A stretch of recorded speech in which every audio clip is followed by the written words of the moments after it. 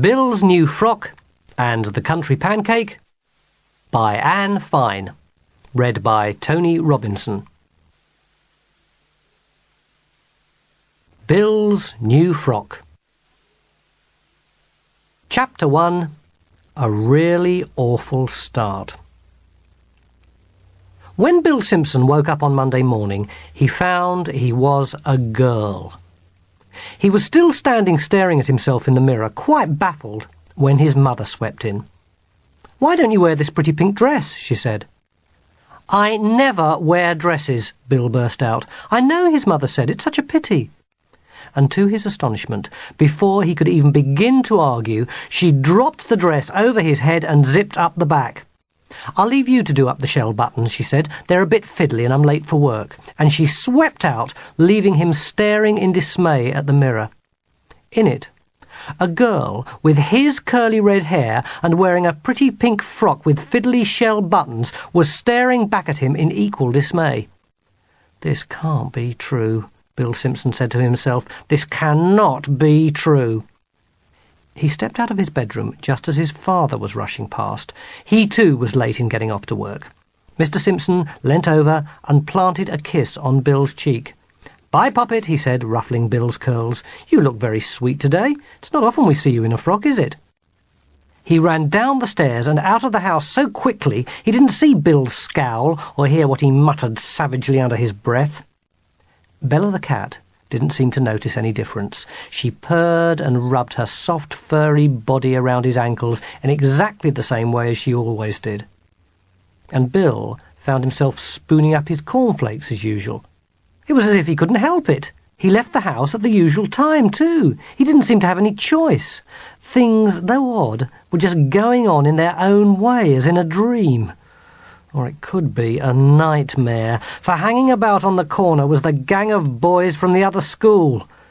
Bill recognised the one they called Mean Malcolm in his purple-studded jacket. "I think I'll go round the long way instead," Bill thought to himself. "I don't want to be tripped up in one of their nasty scuffles like last week when all the scabs were kicked off my ankle." Then Bill heard the most piercing whistle. He looked around to see where the noise was coming from, then realised Mean Malcolm was whistling at him. Bill Simpson blushed so pink that all his freckles disappeared. He felt so foolish. He forgot to turn off at the next corner to go round the long way.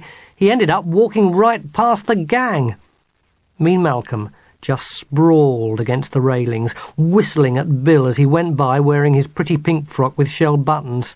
Bill Simpson thought to himself, "I'd rather have the scabs kicked off my ankle." When he reached the main road, there was an elderly woman with curly grey hair already standing at the curb. To feel safe from the gang, he stood at her side. "Give me your hand, little girl," she said. "I'll see us both safely across the road." "No, really," insisted Bill. "I'm fine, honestly. I cross here every day by myself."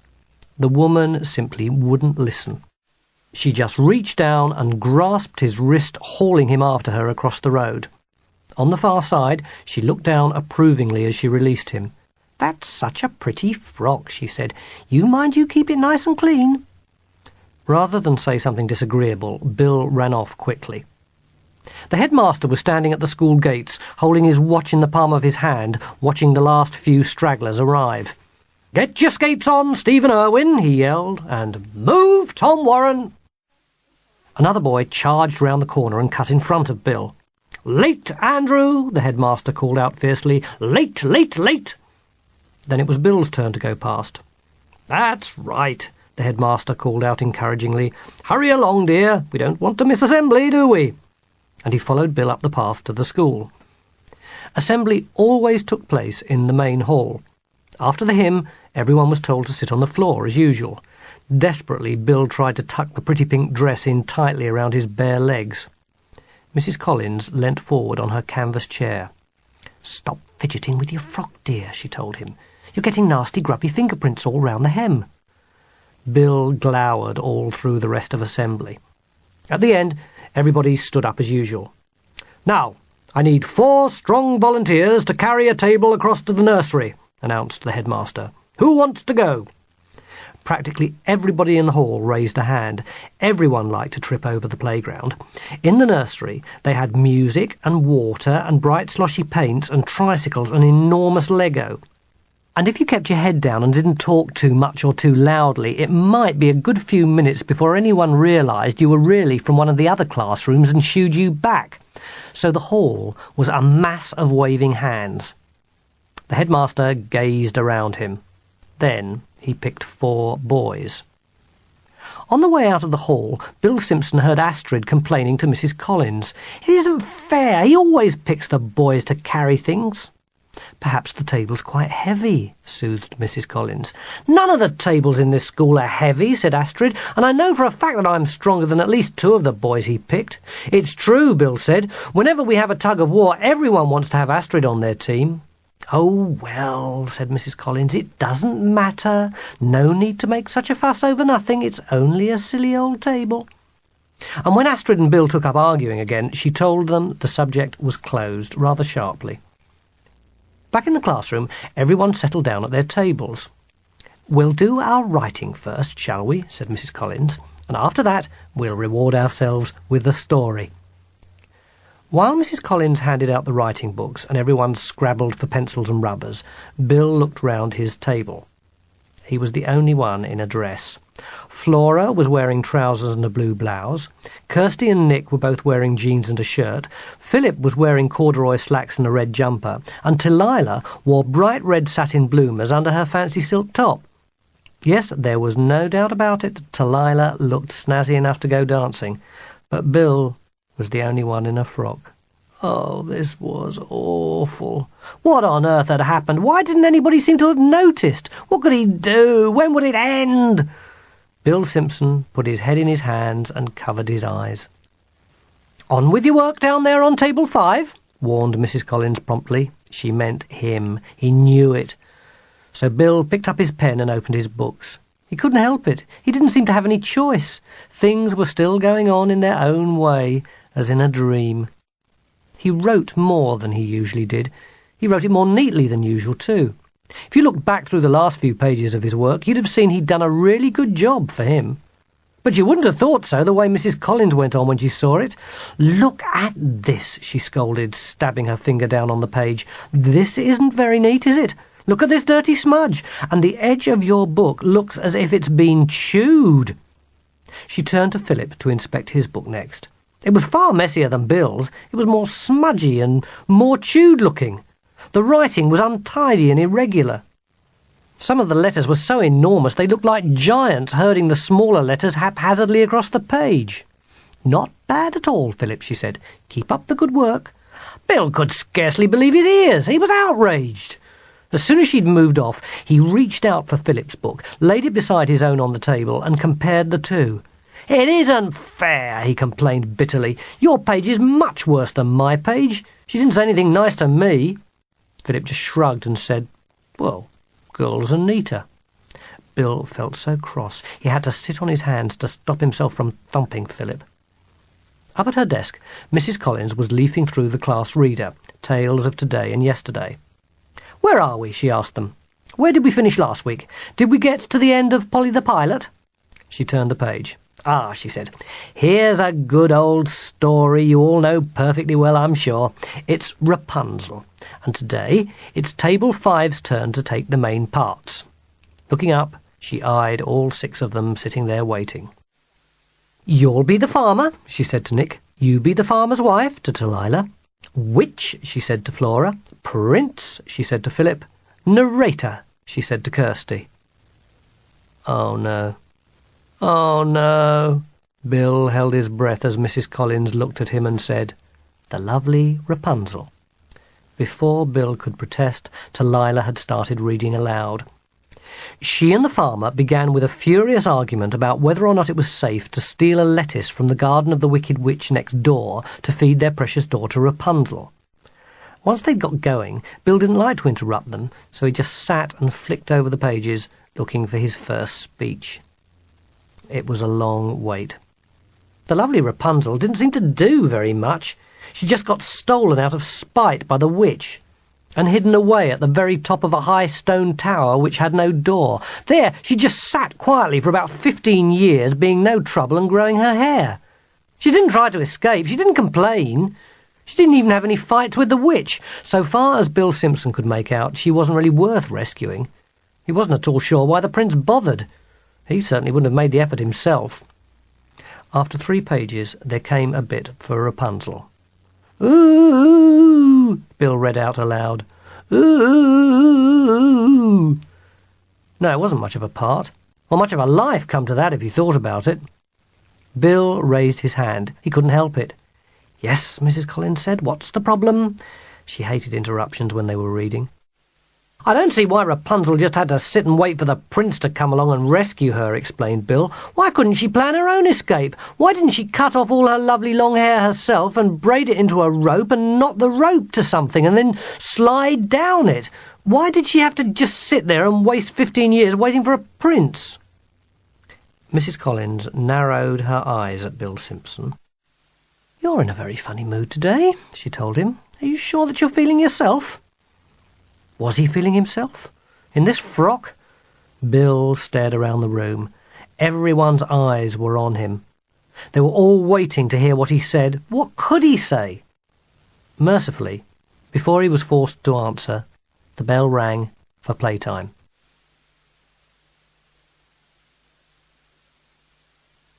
Chapter 2. The Wumpy Chew. Outside in the playground, a few boys were already kicking a football about. Bill Simpson was just about to charge in and join them when he remembered what he was wearing. He'd look a bit daft if he took a tumble, he decided. Maybe, just for once, he'd try to think of something else to do during playtime. Each boy who ran out of the school joined the football game on one side or another.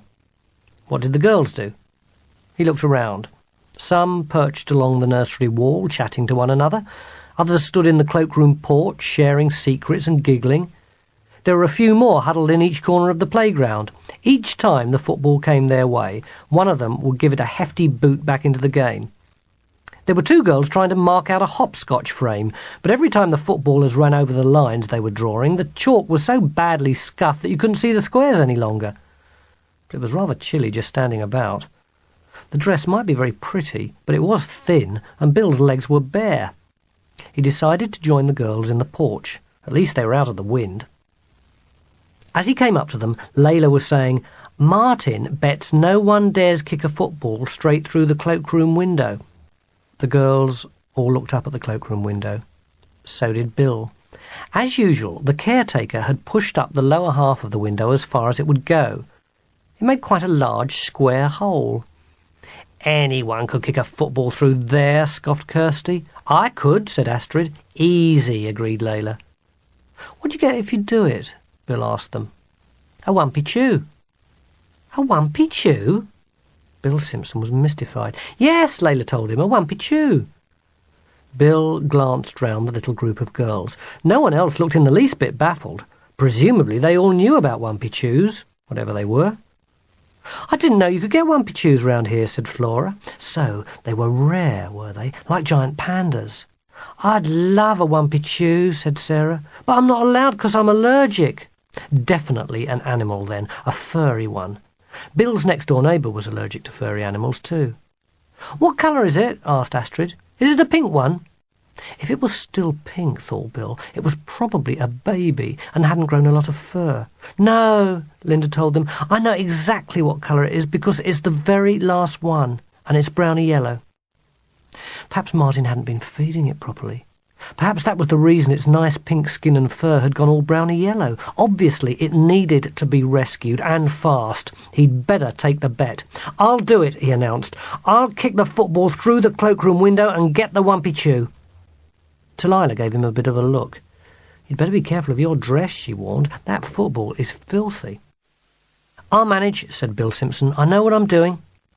The news, he noticed, spread like wildfire all along the line of girls perched on the nursery wall and into the little huddles in the corners of the playground. All the girls turned to watch someone have a go at kicking a football straight through the cloakroom window. "What's the bet?" they asked one another. "A wumpy chew." Right then, thought Bill. No reason to hang about. It was a simple enough shot. All he needed was a football. He walked towards the footballers in order to borrow theirs for a moment. Just as he did so, the game happened to swing his way, and several boys charged past, knocking Bill flat on his back on the tarmac. "Get out of the way! We're playing here!" Bill picked himself up. He was astonished. Usually if anyone walked into the football game, the players just thought they decided to join in. "Come in on our side," they'd yell. "Be our goalie, take over." This time, it was as if they weren't so much playing football around him as through him. "Get off the pitch! Stop getting in our way! Go round!"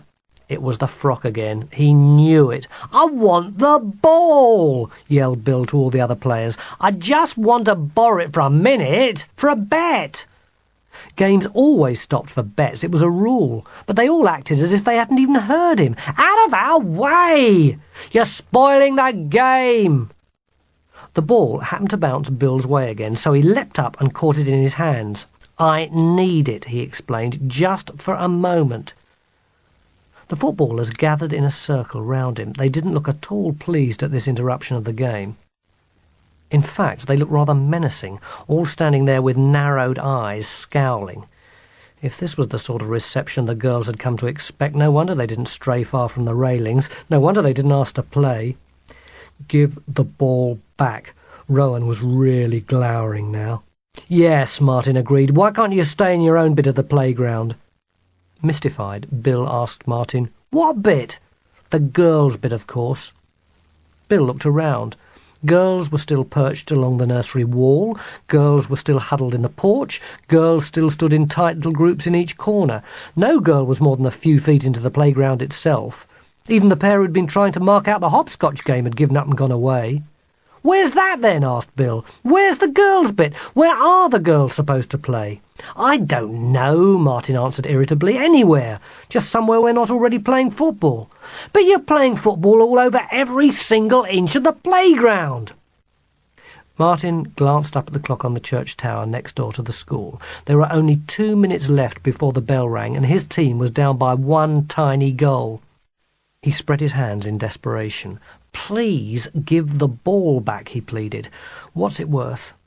For the life of him, Bill Simpson couldn't understand why, if Martin wanted the ball back so badly, he couldn't just step forward and try to prise it away from his chest. Then he realised that Martin simply didn't dare.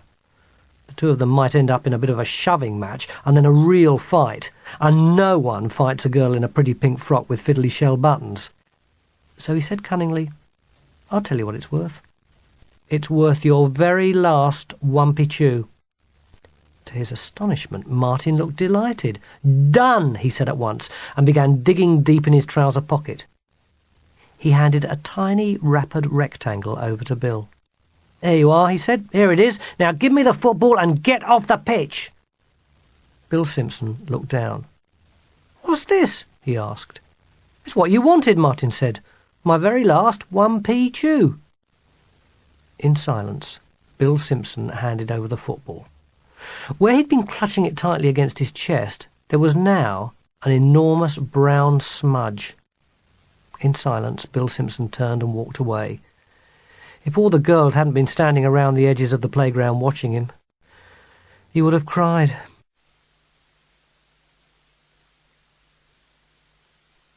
Chapter 3. Pink, pink, nothing but pink. After break, it was art. Everyone helped to unfold the large, crackling plastic sheets and lay them over the tabletops and spread old newspapers over them.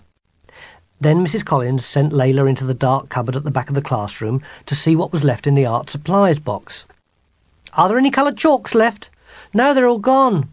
"Pastels, then?" "They're still too damp to use after the roof leak." "What about clay?" "It's all dried up."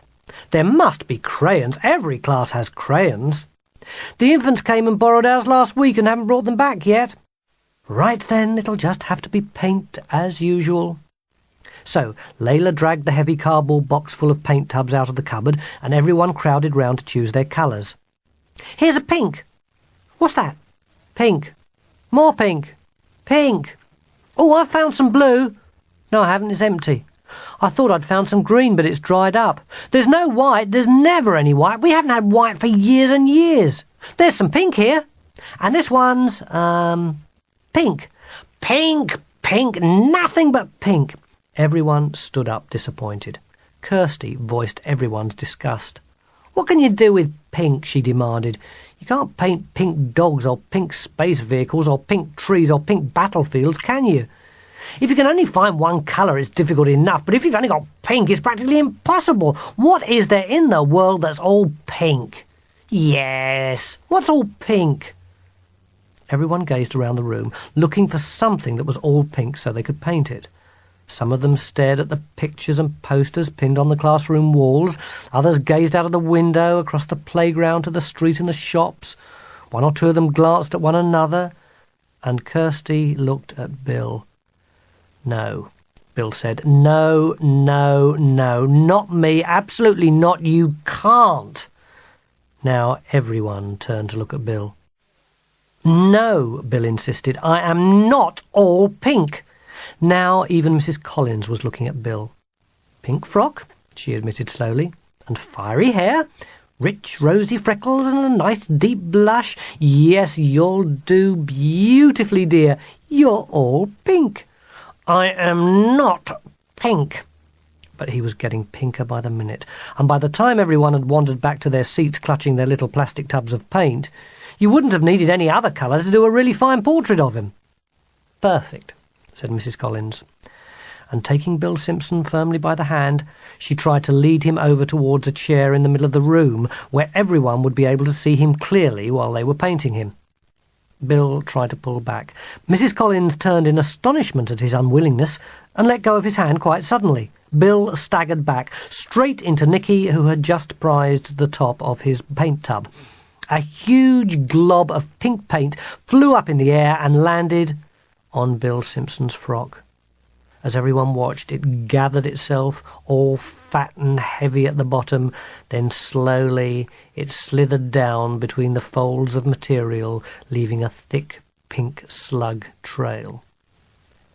Bill Simpson watched in silence as a small pool of pink paint appeared on the floor beside his left foot. Grubby fingerprints round the hem, a huge muddy smudge on the front, a great slimy paint smear down the side. What next? Mrs. Collins inspected the damage and shrugged. Well, never mind, she said. It's only poster paint. I'm sure the frock will wash out beautifully. And once again she took his hand. There was no fight left in Bill Simpson. Meekly he allowed himself to be led to the middle of the room. Mrs. Collins arranged him neatly and comfortably on the little wooden chair. There, she said triumphantly, placing a cherry-coloured exercise book in one of his hands as a last touch. All pink. She stepped back to admire her handiwork. Perfect, she said again. Now, is everyone happy? Bill Simpson could have tried to say something then, but he didn't bother. He reckoned there was no point. He knew that whatever he said and whatever he did, this awful day would just keep sailing on in its own way as in a dream. A curse was on him, a pink curse. He was, of all things, haunted by a pretty pink frock with fiddly shell buttons. He might as well give up struggling. Like poor Rapunzel trapped in her high stone tower, he'd just sit quietly waiting to see what happened, hoping for rescue. Meanwhile, the rest of the class had begun to complain. If we've only got pink to paint with, how are we supposed to do that great big football-shaped smudge on the front of the frock? It's brown. I can't paint all those grubby little fingerprints right round the hem of the dress, because they're grey. Those shell buttons are a bit fiddly to paint. I've done far too many freckles. What shall I do? Wait till they're dry, then chip some off. Bill ignored everyone. He just sat there waiting for time to go by. Even a bad dream couldn't last forever. His torment had to end sometime, surely. After half an hour or so, Mrs. Collins came by carrying a fresh jar of water over to table 2. Do try not to look quite so gloomy, dear, she murmured in Bill's ear as she walked past. You're spoiling people's paintings. And Bill was too miserable and defeated even to bother to scowl at the back of her head as she moved off.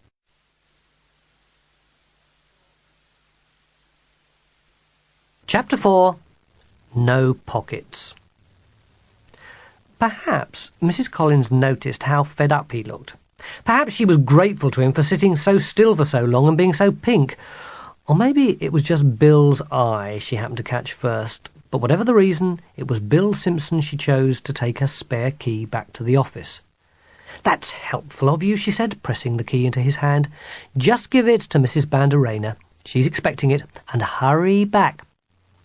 Everyone else looked up from their maths books and watched enviously as he left the classroom and shut the door firmly behind him. Outside in the deserted corridor, one thought and one thought only was in Bill Simpson's mind. Lavatories. Silently he crept along. Should he turn left into the boys and risk hoots and catcalls of astonishment if anyone caught him there in his pretty pink frock? Or should he turn right into the girls', where for a boy even to be found hanging around the doorway was to risk terrible trouble? Girls' lavatories were more private. At least he could struggle with the frock in peace. Bill made his choice. Peering back over his shoulder like some spy from an old black-and-white film, he scuttled hastily into the girls'. When, 2 minutes later, he stuck his head back out through the swing doors, the corridor was still empty. Sighing with relief, Bill stepped out. He took his time now, dawdling along towards the school office, swinging the key from his fingers and stopping to peer at each painting on the wall. After his heart-stopping rush in and out of the girls' lavatories, Bill reckoned that he'd earned a break. But just as he turned the corner, who should he see backing out of a cupboard but the headmaster? Bill Simpson started looking sharp. Lifting his chin, he walked a lot faster. He was almost safely past the headmaster when he was stopped. A hand fell on the top of his head. "You look very sensible and responsible," the headmaster said. "Not dawdling along, peering at all the paintings, taking your time. Are you going to the office on an errand for your teacher? Would you do me a favour and take these coloured inks to Mrs. Banderena?" And he held out a handful of tiny glass bottles. Bill put out his free hand, and the headmaster tipped the tiny glass bottles onto his outstretched palm. "Whatever you do, don't drop them," he warned, and then he dived back in his cupboard. Bill went on. He'd hardly reached the short flight of stairs when the school nurse came up them the other way, carrying a pile of yellow forms in her arms and walking faster than most people run. "Ah," she said, spotting Bill, "just what I need. Someone who can take these medical forms to the office for me so I can rush straight across to the nursery before the bell rings." She didn't exactly ask.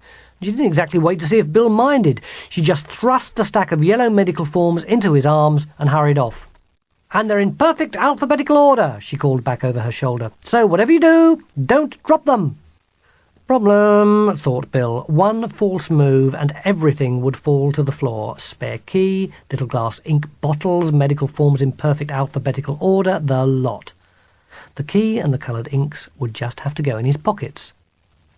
Pockets? Carefully, Bill squatted in the corridor and lowered the pile of yellow medical forms to the floor, taking care that he didn't lose the key or drop the little glass bottles of coloured ink. Then he felt all around the pretty pink frock for a pocket. He pushed and shoved at rather frilly places here and there, wherever he thought one might be hidden. But though he heard the material rip once or twice and felt his hands go through the holes he'd accidentally torn, there were no pockets there. No, not one pocket. Yards and yards of material, pleats, frills, bows, scallops, fancy loops, but not one pocket.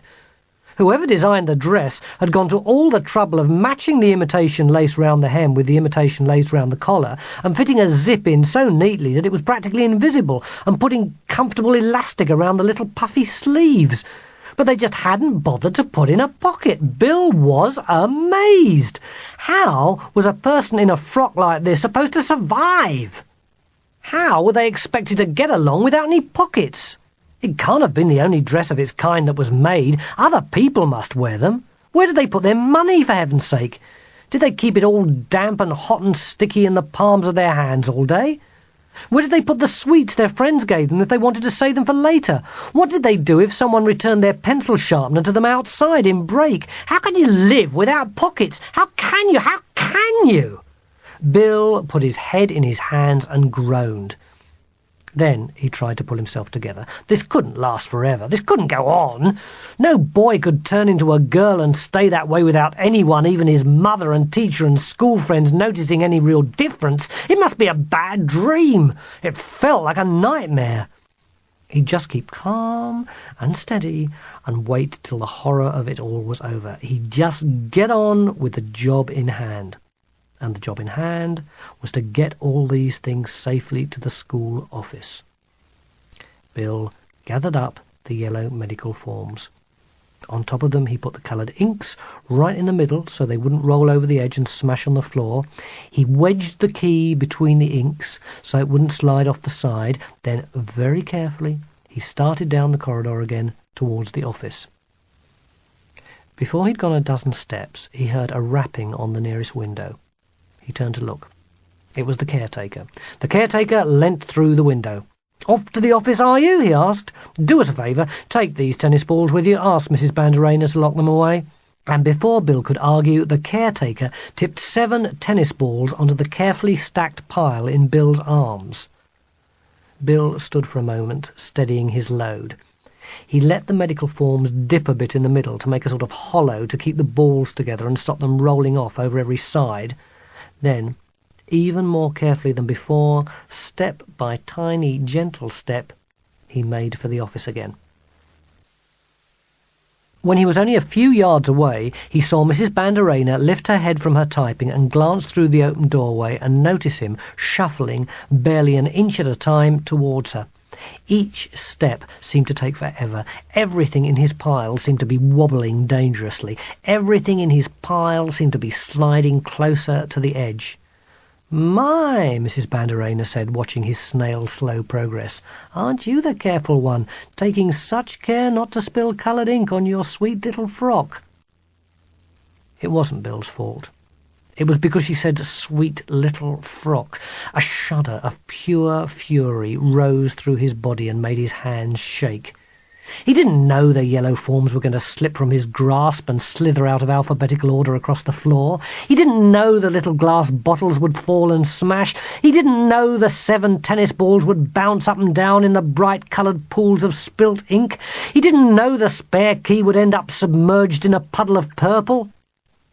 Bill Simpson tried very hard not to narrow his eyes at Mrs. Banderena and blame her for everything as she slid off her office chair to help him. He tried very hard to look grateful as she swept a handful of tissues out of the box on her desk and helped him mop and wipe and gather rainbow-spotted tennis balls. And he tried to look pleasant while she tipped the slivers of shattered glass in the wastebasket and helped him shuffle all the medical forms back into alphabetical order. But once back in the corridor again and alone, he couldn't help muttering something quite rude and quite loudly about the sort of person who would design a pretty pink frock with no pockets and expect other people to go around wearing it.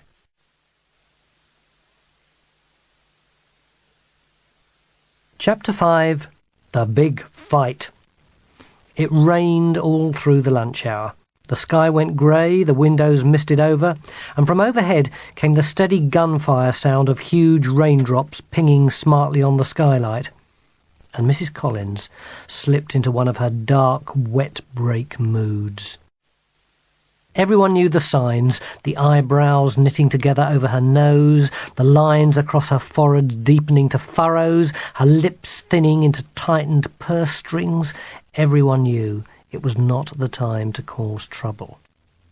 So, as the rain beat heavily against the window panes, everyone crept quietly around the classroom, trying to look as if they were up to something useful or sensible, or at the very least quiet. And out of the storeroom came the old comic box. Nobody meant to make a great noise and a fuss. All anyone wanted was simply to go to the box, dip in their hand and pick out a couple of comics they liked. Nobody meant to end up in a scrum, pushing and shoving the others out of the way, using their elbows, desperate to get an arm in and whip out a favourite comic before someone else leant over and snatched it. Nobody meant to end up in a riot. "Silence!" roared Mrs. Collins. "Go back to your places at once. I will give out the comics myself." As she came over, everyone melted away from the comic box and drifted back to their own favourite wet break places. Talila and Kirsty sat side by side on the fat radiator pipes, Flora perched on the windowsill, Philip and Nicky sprawled on the floor beneath table 5, and Bill, who probably would have joined them on any other wet day, glanced down at all the marks and smears and tears he already had on his pretty pink frock, and then at the muddy grime and footprints all over the floor where his friends were, and thought better of it. He settled himself alone, leaning his chair back against the wall, and waited for Mrs. Collins to hand round the comics. They were a shabby and a dog-eared lot. It was with a slight shudder of disgust that Mrs. Collins dipped her arms in the box to lift them out and started round the room. Like everyone else, Bill hoped so hard that she would go round his way first, but he was out of luck. She went the other way. It took her ages. All of the Beanos went first, of course, then all the dandies. She gave out a Hotspur and a Lion, then several Bunties and some Victors. By the time she reached Bill Simpson, there was very little left. Mandy, she offered him, or would you prefer a June or a Judy? He could tell from the look on her face that she wasn't in the mood for discussion, so he contented himself with replying coldly, "I'll have a Thunder, please, or a Hornet." "No more Hornets," she said, leafing through the last 3 or 4 comics left in her hand. "No Thunders either. I thought I might still have a Valiant, but I must have given that to Rowan." She thrust a Bunty towards him. "There you are," she said. "You'll enjoy this. There's almost no pages missing at all." And off she went back to her desk. Bill glanced down at the comic in his hands. He didn't care for the look of it at all. He didn't want to read it. What use was a Bunty? He wanted a Beano or a Dandy or a Thunder, and that was that. Melissa was sitting only a few feet away, absorbed in a Beano. Bill leant across. "Hey, Melissa," he called softly. "Here's a Bunty with all the pages and no torn bits. Do you want to swap?" Melissa gazed at him over her comic, her eyes widening even more as she realised he was serious. "You must be joking," she said, and went back to her Beano. Bill tried the other side. Flora was sitting firmly on one dandy and reading another. "Flora," called Bill, "would you like a Bunty?" "No, thank you," Flora said politely, without so much as raising her eyes from the page. Bill Simpson decided to have a go at one of the boys. "Rowan," he hissed. "Hey, Rowan, I'll swap you my practically new comic here for your tatty old Valiant with hardly any pages left." "What's your comic?" asked Rowan. "Is it a Hotspur?" "No," Bill confessed. "No, it's a Bunty." Rowan just sniggered and went back to his comic. Clearly he thought it was just a good joke. Bill tried one last time. "Martin," he offered, "will you swap with me as soon as you finish that Victor?" Martin said, "Sure, what have you got there?" Bill said as softly as he could, Bunty." "What?" Martin said. "What?" So Bill Simpson had to tell him all over again. Martin snorted. "No thanks," he said. "No thanks. I'll swap mine with Melissa's Beano instead." And he went back to his reading. Bill blamed Mrs. Collins, frankly. Though he couldn't prove it and wouldn't dare ask, he firmly suspected that if he hadn't been wearing the pretty pink frock, he would never have ended up with the Bunty. Mrs. Collins could easily have arranged things some other way.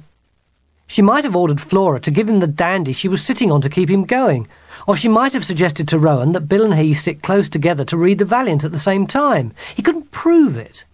No, he couldn't prove it, but he felt sore about it all the same. But clearly there was nothing to be done now. It was too late. Everyone else was reading quietly, and Mrs. Collins didn't look as if she would take at all kindly to any complaints.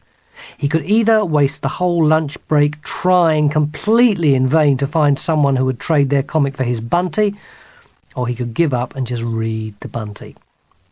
He read the Bunty. And it wasn't that bad. He read the story about the sneaky schoolteacher who switched the examination papers around so that her own spoilt and lazy daughter would win the one and only college place.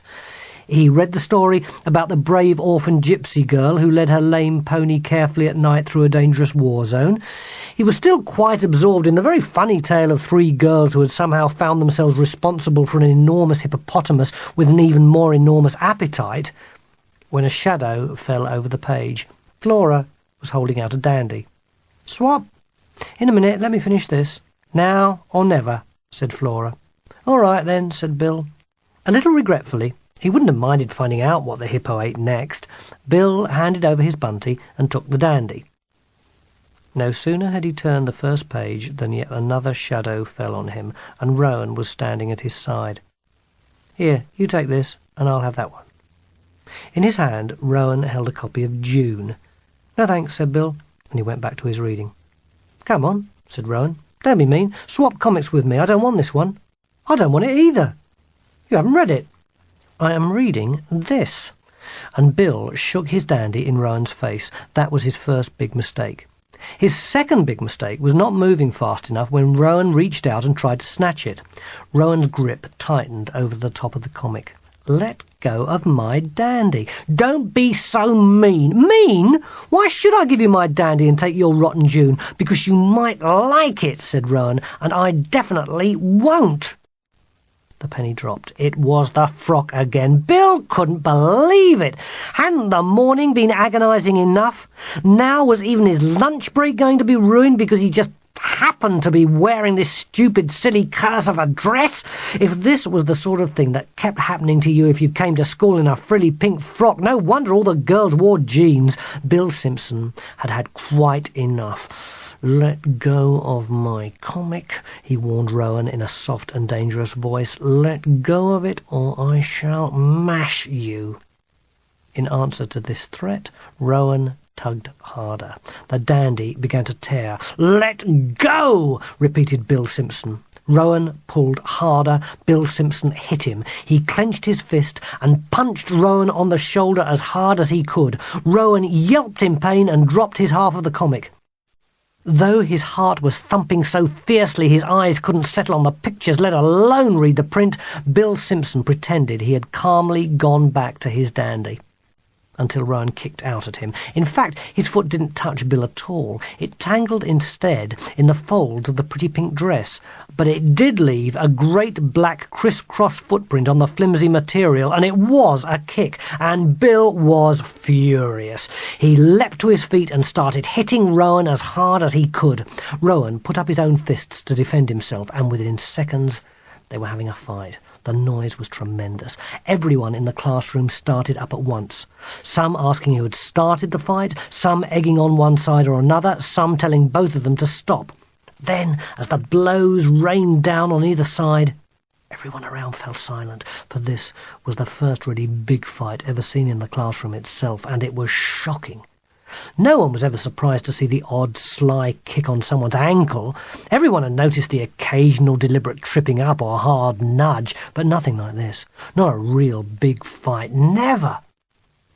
It was Mrs. Collins who put a stop to it. Striding across the room in a fury, she grasped both of them by the shoulder and hauled them apart. Both were scarlet with rage. "How dare you!" shouted Mrs. Collins. "How dare you!" She was enraged too. No one had ever seen her looking so angry. Her dark, wet-break mood had turned so fierce she looked fit to kill. Her eyes were flashing, her nose gone pointy, and her mouth shrunk to a lemon-sucking sliver. "How dare you!" Rowan and Bill stood glowering at one another. "What is going on? Who started this fight?" "It was my fault," snarled Rowan. "I didn't start it." "You did," snarled Bill, clenching his fists again. "You kicked me." He showed the footprint on his pretty pink frock. "You punched me first," insisted Rowan, rubbing his shoulder hard to try and get sympathy from the bystanders.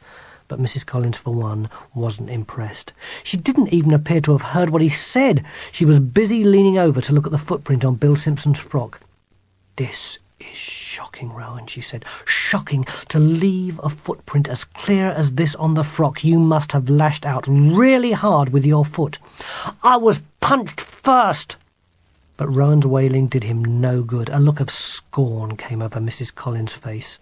Though she said nothing out loud, you could almost hear her thinking, how could a little thump on the shoulder from someone in a pretty pink frock excuse a great big kick from someone wearing heavy Doc Marten boots?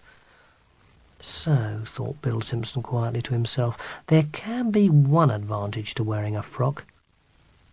It didn't last for long, though. She punished them both. She put them at neighbouring desks and made them write "Fighting is stupid and fighting is ugly" in their best handwriting over and over again till the bell rang. They sat with exactly the same sour look on their faces. Both were still furious at the unfairness of it all. To everyone else, they looked for all the world like a pair of scowling and bad-tempered twins. And every now and again, someone would tiptoe past and whisper in Rowan's ear, "You look so angry." But in Bill's, they whispered, "You look so upset."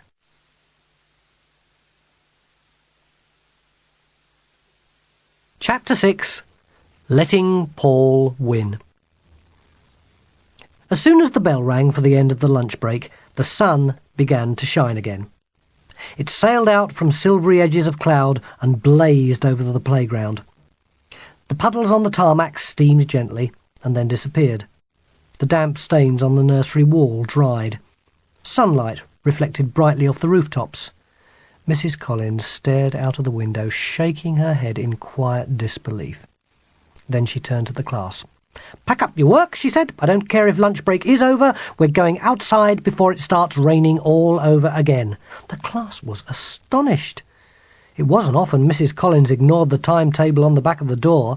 It was hard enough to get her to let them take time off to make decorations at Christmas or paint the backcloth if they did a little play.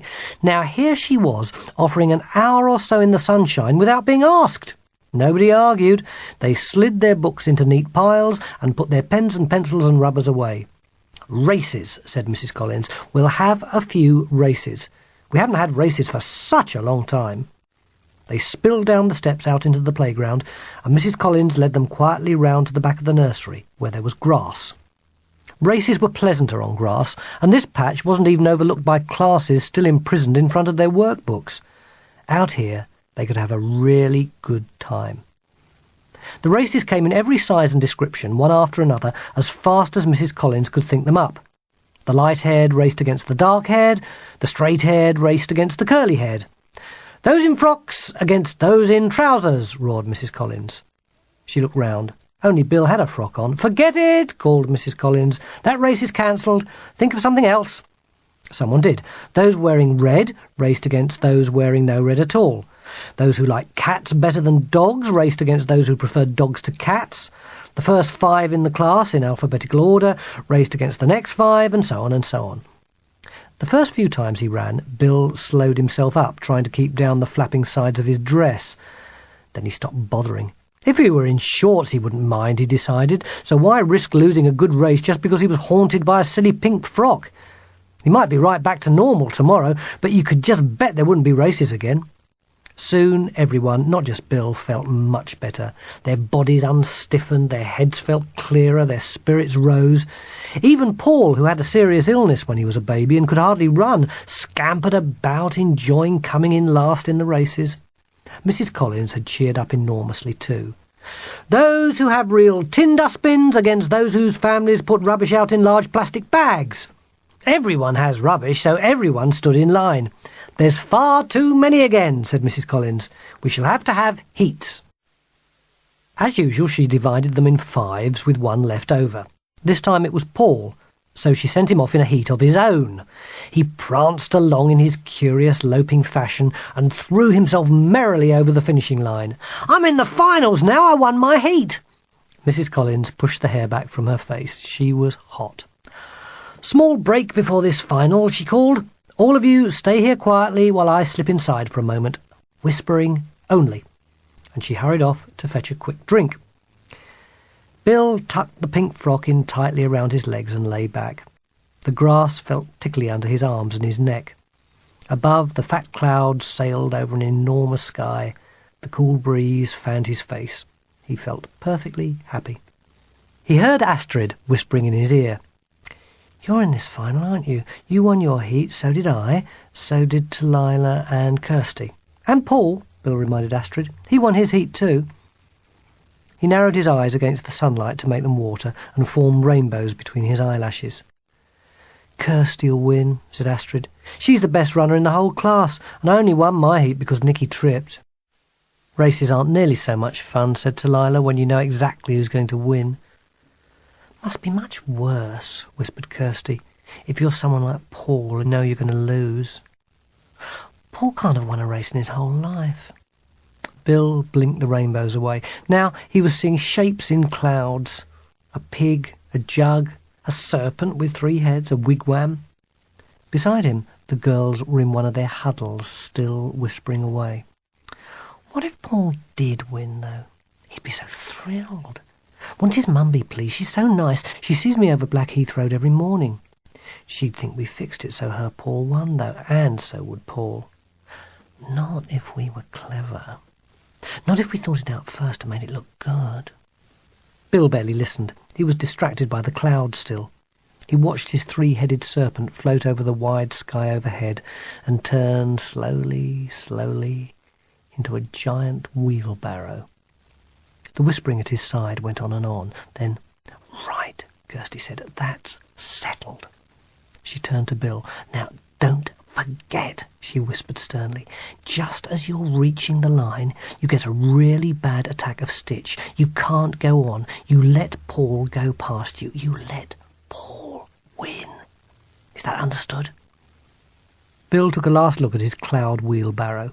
One of its handles was just floating away. "Right-ho," he agreed. It wasn't exactly his idea of a really good race, letting Paul win. But that was girls for you, wasn't it? Put them in a group and order them to whisper, and they'd be bound to come up with something like this. And what did it matter on such a lovely afternoon? If it would make Paul happy, let him win the race. "On your marks!" Mrs. Collins strode round the corner. They jumped to their feet. Astrid looked horrified. "The back of your dress is covered with grass stains," she said to Bill, "and they're the sort that never come out." Bill shrugged and made for the starting line. Paul was already there, hopping about with excitement. Astrid, Talila and Kirsty took their places. "Get set!" Kirsty turned to Bill. "Bad luck then," she whispered and grinned.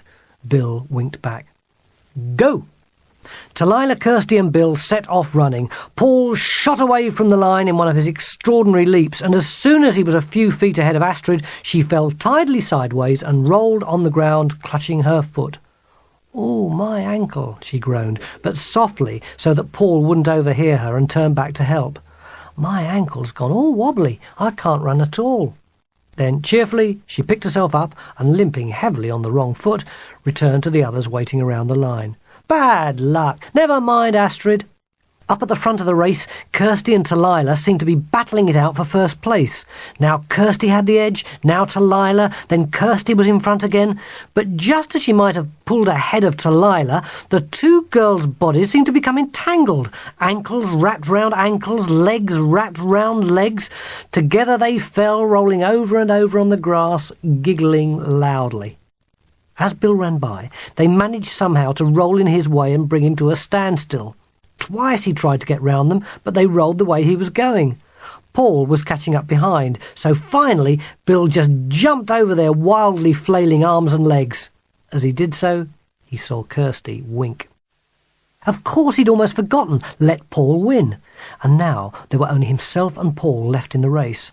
And so he would have to fall back and let him pull ahead very soon. The winning line wasn't all that far away. He was already halfway round the circuit. Right then. Bill tried to slow his pace. He couldn't do it. It was remarkable. But though he could pound along like a well-oiled machine and leap over tufts of rough grass without thinking, and even do a fancy sideways hop when he saw something glinting like broken glass beneath his foot, he couldn't slow down. He just couldn't do it. He couldn't let Paul win. And it wasn't as if who won the race was important. He knew that. A race might start with those who walked to school running against those who came on a bus or by car. But by the time someone had won, no one could even remember what the race was about. So it wasn't important. But still he couldn't slow up and let Paul win. It would look quite ridiculous, he thought. Everyone would guess, and Paul would be really embarrassed. And then he remembered that he wasn't supposed to slow down. The girls had sat in their huddle and worked all this out before the race began. They'd known he wouldn't be able to slow down. They'd thought it all out. Weren't girls amazing? He was supposed to pretend to have a stitch. Right then. But he couldn't do that either. And time was running out so fast. He'd almost completed the circuit. There was the finishing line, looming up only a few metres ahead, and there was the whole class watching, and he couldn't stop and double over, grimacing and clutching his stomach as though in the grip of a fierce spasm of pain, pretending he had a stitch. It wasn't that he couldn't act. It wasn't that he would feel embarrassed about it. It was simply that he couldn't bring himself to do it. There was the finishing line, and here was he, and there was Paul a really long way behind him now. He wanted to reach the line first, that was all. He didn't want to let Paul win. He wanted to win himself. 10 metres to go, now or never. The girls would kill him if he let them down. 5 metres. Now or never! Surely even the girls, if they'd come this far, would find it difficult to stop and lose. 3 metres. Now or never! 1 metre. Now! There. Over the line. Never. A smile of triumph spread across his face. He'd won! He'd won! He shut his eyes the better to appreciate the sound of hands clapping and the cheers. Then opening them, he met a cold, hostile glare from Astrid, and one from Kirsty, and one from Delilah. There was everybody else cheering and applauding madly, and there were 3 pairs of witch eyes glowering at him balefully. He'd let them down horribly. It was almost as if he'd cheated to win the race. And since all 3 had dropped out one after another, expecting that he would as well, he had in a way won it unfairly. If everyone had run properly, Kirsty would almost certainly have won. Victoria's smile on Bill's face faded. He felt small and selfish and ungenerous. He felt ashamed. But while Bill was standing picking miserably at the embroidered roses on his pink frock, feeling quite rotten and wishing that everybody would stop cheering, Paul was still bravely pressing round the last bit of the circuit in his funny, loping way. And he looked happy enough. He had a huge smile on his face. In fact, he looked positively radiant. He threw himself across the finishing line and lay like a tortoise on its back, beaming up at the sky. "Second!" he yelled in triumph. "I came second! Second!" Everyone was cheering and clapping for Paul now. Bill joined in, louder than anybody else. "Hooray for Paul!" he yelled. "Second!" And he reached down to help Paul up. Paul was a bit unsteady on his feet after the run. Whether it was excitement or exhaustion, Bill didn't know. But Mrs. Collins took one brief look at Paul's thin, trembling legs and said, "That's it. That was the very last race. Well done, everybody." Happily, they all trooped back towards the classroom. Astrid and Delilah came up on either side of Paul just in time to hear him confessing excitedly, "I've never come second in a race before. Never!" Kirsty came up behind Bill and drew him quietly to one side. "You just weren't listening, were you?" she scolded. "Lying there on your back staring at clouds away with the fairies, you were supposed to pretend to get a stitch." "I'm sorry," said Bill. "It doesn't matter," Kirsty said. "In fact, it was probably all for the best. If he'd come first, Paul might have guessed." She turned to face him. "It's just—" Now, tipping her head to one side, she looked him very closely in the eye. "It's just—" "What?" Kirsty shook her head, sighing. "It's just that somehow you seem different today. I can't think what it is about you that's odd, but you're not you." She turned to go. Bill reached out to try to stop her. "But who am I?" he asked her desperately. "Who am I?" But Kirsty, the fastest runner in the class, had sped away.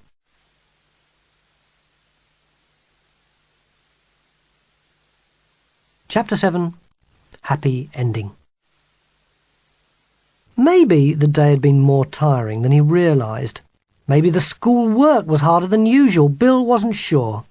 All he knew was he'd had enough. He wanted to go home. It had been the most horrible of days, and he'd be glad to have it over. The clock hands seemed to crawl.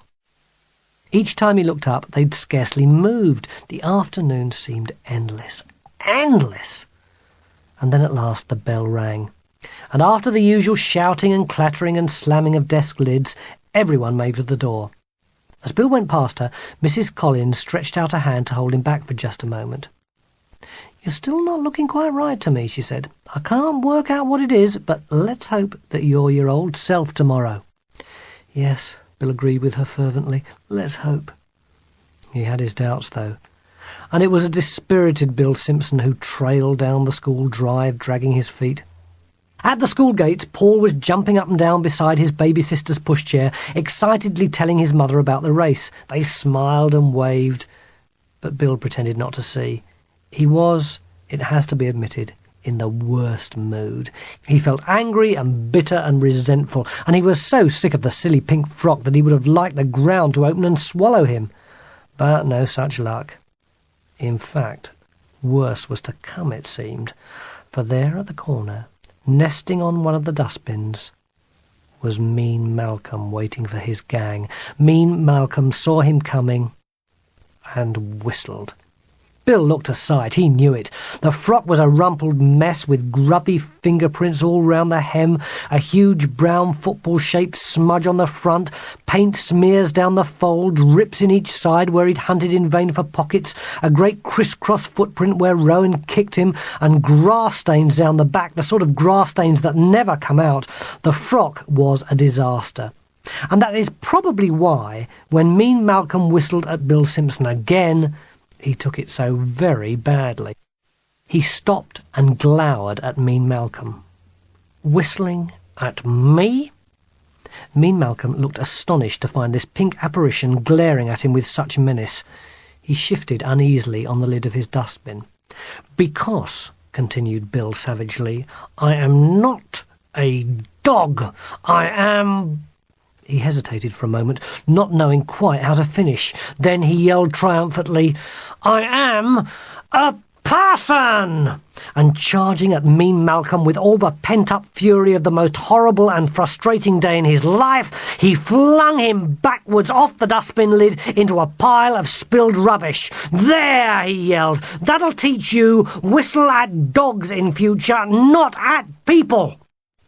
And he strode off towards home, a little more cheerful, leaving Mean Malcolm desperately trying to brush the carrot peelings and tea leaves off his purple-studded jacket before his gang came round the corner and saw him.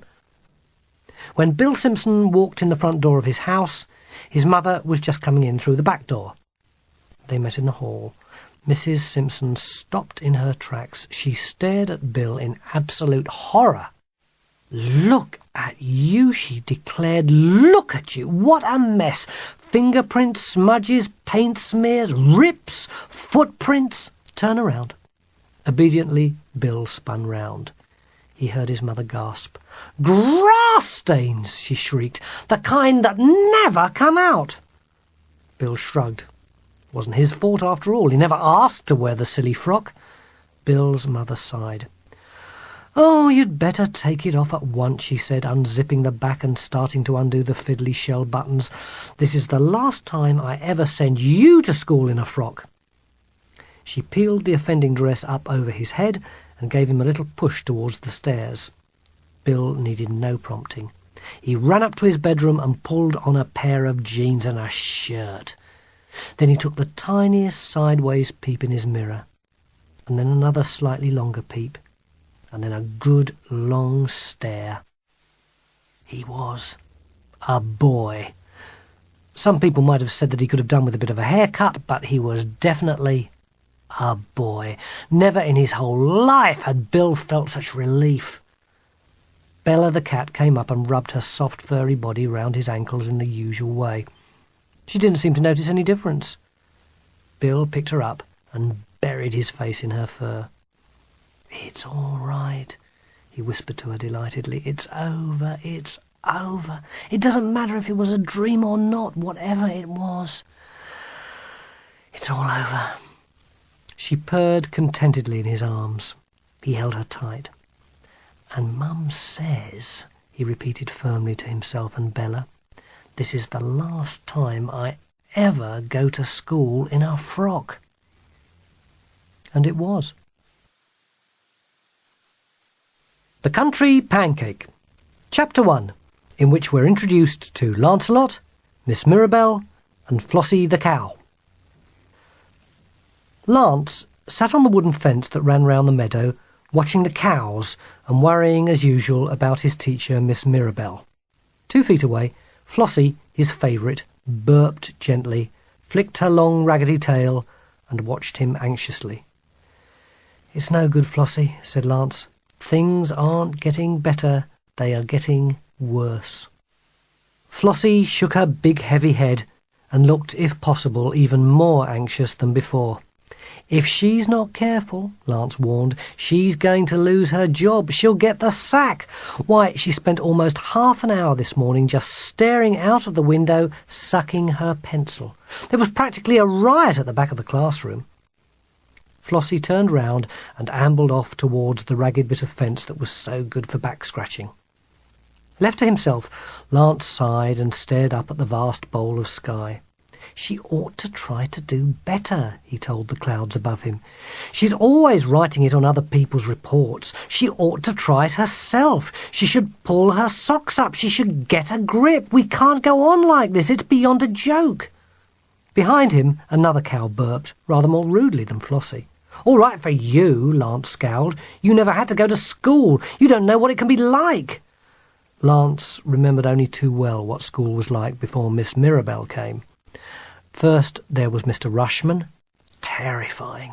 He spoke so softly you could hardly hear, and then, as soon as you did something wrong because you hadn't heard, he shouted at you that you ought to listen. No one was sorry when he left the school. Then there was Mrs. Maloney. She seemed to think they were all idiots. She spoke so loud and clear and slow, and said everything she had to say at least a dozen times, and everything they did was so easy-peasy that everyone was driven half-mad with boredom. There was great relief all round when Mrs. Maloney moved back down to infants. Then there was Mr. Hubert. He talked all the time. Nobody else got a word in edgeways. They never did anything, they just watched him talk. He talked about what they were going to do, but took so long talking they never did it. Then he broke both legs falling off his motorbike. They all signed the card to the hospital, but nobody cried. They just felt a little bit sorry for the nurses. And then, like an angel, Miss Mirabelle came. One morning they were all fiddling about at their tables or hanging around the windowsills wondering who was going to take them, when in stepped a vision in a flowery dress, with golden hair piled high and tumbling down, and silver bell earrings that tinkled as she moved, and scarlet fingernails and bare brown legs. And on her dainty feet the vision wore the brightest greenish shoes with frills round the edges and bows on top, and the highest heels ever seen at Wallisdean Park School. "I am Miss Mirabelle," the vision said. "Get off those windowsills, stop fiddling about, plonk your bums straight down on your little chairs, and listen to me." Extraordinary! Half the class slid off the windowsills and crept to their seats. The other half stopped fiddling. There was absolute silence. You could have heard a pin drop. Everyone stared, wide-eyed and open-mouthed, as Miss Mirabelle hitched up her flowery skirts, perched on the very edge of the teacher's desk, crossed her legs elegantly at the knee, and told them, "I am your new teacher, and I think I should tell you right at the start that I can stand practically anything in the world, but I can't stand sniffers." She reached in her capacious woven bag and pulled out a huge box of paper tissues. "I'll put these here," she said. She placed the box ceremoniously on the front of her desk. "At the first sign of a sniff or a snuffle or even a bit of a blocked nose, you are to come up here, take a tissue, and blow." She rose dramatically and pointed to the cupboard at the back of the classroom. "Sniffers will be sent to sit in there, out of sight and out of hearing. I'm sorry, but there it is. I just can't help it. Sniffers bring out the murderess in me." Then suddenly she smiled, picked up the chalk, and swinging round began to write the date very neatly on the blackboard, just like any other teacher in the world. Her back safely turned, everyone took the chance to glance at their friends and nudge their neighbours. Deborah even whispered to Lance, "What do you think of her?" "She's different." Lance shook his head. "She certainly is different." And he was right. Miss Mirabelle certainly was different. She started the school day with a wake-you-up sing-song. Her silver bell earrings tinkled when she laughed, and every so often during the morning she reached into her capacious woven bag, and pulling out an exquisite little pearl knife and an apple, she peeled off the skin in one long perfect coil, sliced up the apple thinly, and popped each delicate sliver into her perfect red mouth. Lance watched. It made a change, he thought, from watching teachers mark books or go round the class or write on the board. Miss Mirabelle was different. She was exotic. She promised adventure. Lance longed for adventure, and he hoped she would stay.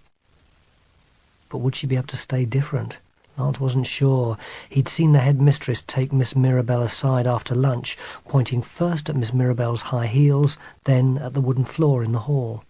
Mrs. Spicer was worrying about pockmarks on her nice boards. "That's it for the shoes, then," thought Lance sadly. He knew Mrs. Spicer's little talks. Mrs. Spicer was a dragon. The high heels would end up in the bottom of Miss Mirabelle's closet. Tomorrow she'd be in flatties or clumpies like all the other teachers. But she wasn't. The next day the amazing Miss Mirabelle turned up in the very same shoes. The whisper ran round like wildfire. "Wait till Mrs. Spicer sees." Lance peeped at Miss Mirabelle. She didn't look worried. Cheerfully she called them into line and marched them smartly down the corridor towards the hall. But what would happen when Mrs. Spicer saw her sail through the big swing doors wearing the same fancy shoes? Would Miss Mirabelle be told off? Sent out? Ordered home? Lance was a bag of nerves. He imagined Mrs. Spicer glancing up from her songbook as the clatter of high heels came closer and closer along the corridor. He imagined her face darkening and her mouth drawing as tight as a purse string. He imagined her look of rage as Miss Mirabelle stepped on her precious wooden floor. He was so nervous he would have liked to close his eyes as they went through the swing doors. Good thing he had to look to see where he was going, for otherwise he would have missed the sight of the amazing Miss Mirabelle reaching down, delicately flipping off first one shoe, then the other, and dangling them elegantly from her fingertips as she picked her way barefoot across the hall, settled herself neatly on her canvas chair, looked up, and smiled. Mrs. Spicer was livid. She was so furious she got the title of the song mixed up. She was so furious she lost her place twice in the prayer. She was so furious she stumbled on her clumpy shoes on her way out of the hall, leaving a scuff mark on her precious floor. Miss Mirabelle smiled. Then she turned sweetly to her class. "Come along then," she said. "I think the show's over. Time to start on the work now." And that was another thing, the work. Work with Miss Mirabelle was different too. Sometimes, when they were all doing something together, Miss Mirabelle would suddenly sigh and complain, "This is so boring. I am very bored." Often the class agreed. Someone would ask, "Why do we do it then?" Miss Mirabelle would roll her eyes and shrug. "If you don't, you might grow up ignorant. I suppose being ignorant is even more boring than doing this." Sometimes they argued with her. "This isn't boring. It's not boring at all. I'm really interested. I could do this all day." Miss Mirabelle never minded them arguing. That was another thing that made her different. Sometimes she'd sit back and listen to what they had to say. Sometimes she'd look amazed as if they were a pack of lunatics. Sometimes she'd simply lose interest, cup her head on her hands and stare out of the window while the discussion turned into a riot around her. Oh, she took some getting used to, did Miss Mirabelle. Admittedly, she was nowhere near as terrifying as Mr. Rushman, or as boring as Mrs. Maloney, or as fond of her own voice as Mr. Hubert. But she could certainly make them all jump. For one thing, she'd lied to them right at the start. She'd said she could stand practically anything in the world except sniffers, but it just wasn't true. There were a million things she couldn't stand. Hardly a day went by when Lance didn't lean over the fence on his way home from school and, patting Flossie till the dust flew up in clouds, tell her, "Miss Mirabelle can't stand people who lick their fingers before they turn over the pages of a book," or "Miss Mirabelle can't stand people who snigger when someone says they have to go to the lavatory," or "Miss Mirabelle can't stand people who fuss when a wasp flies in the classroom." Whatever it was Miss Mirabelle couldn't stand, Flossie would look as concerned as usual. Pushing her great head closer, she'd almost butt poor Lance off the fence. "She hasn't much patience," Lance confessed. "She shouldn't really be a teacher. She's not quite right for the job. She went berserk when I forgot my gym shoes. She went mad when Deborah bent down the corner of her page to mark her place. She took a fit when Ally dropped pencil sharpenings on the floor." He scratched Flossie's ears as hard as he could to please her. Her hide was so tough that it was hard work. "I'm not sure she'll keep the job," he said sadly. "Not if she doesn't change her attitude." The idea of Miss Mirabelle leaving filled him with gloom. He'd suffered Mr. Rushman and Mrs. Maloney and Mr. Hubert. He knew what school could be like. It was as if Flossie wanted to shake him out of his black mood. She tossed her head, throwing poor Lance off balance once again. "Really," Lance insisted, "Mrs. Spicer has been suspicious of Miss Mirabelle ever since that business of the high-heeled shoes. She watches her terribly closely. Miss Mirabelle is in danger." He patted Flossie's flank, and not for the first time, wished with all his heart that Flossie had been born not a cow, but a horse. Lance longed for a horse. He longed for adventure. He longed for unknown countries he could ride across, and dragons he could fight, and damsels in distress he could rescue. Oh, Lance loved Flossie. Of course he did. He'd loved her since he first saw her 20 minutes old, lying in deep straw, steaming with damp and curly hair, and the farmer said, "Choose a name," and Lance called out, "Flossie!" Then he had sat on the wooden bars of the cow stall and watched as Big Buttercup licked her lovely newborn calf. After a bit, little Flossie began to struggle to her feet. Lance held his breath, willing her on. She tried so hard. Her spindly legs wobbled, letting her down time and again. But in the end she made it. Lance was thrilled, and with a bit of nudging from Big Buttercup's huge soft nose, the hungry little creature found the teat, wrapped her tongue around to get a grip, and sucked hard. Lance went back day after day to watch Flossie grow. He carried water and shoveled cow cake for all the cattle on the farm, but Flossie was his favourite. He talked to her while she sniffed curiously at his pockets and butted him with her head to try and make him play, and followed him round the field. He told her everything and kept on telling as the months went by, and Flossie grew and grew till finally she was vast, enormous, bigger than Lance, almost as big as a car, with huge, brown, anxious, motherly eyes. So Lance loved her dearly. He always would. But she was only a cow. Cows weren't exotic, they weren't different, and they didn't promise adventure. You couldn't go righting wrongs, killing dragons, rescuing damsels in distress with a cow. Let's face it, cows aren't even very bright. Oh, Lance could still tell all his troubles to Flossie. She was still perfect for that, but it would be foolish to expect any more. He took the short cut home across the meadow, jumping the big brown cowpats, and singing the song his friends always sang when somebody careless put their foot in one. "Which would you rather, run a mile, jump a stile, or eat a country pancake?" He wasn't daft, though he was hungry now and ready for tea.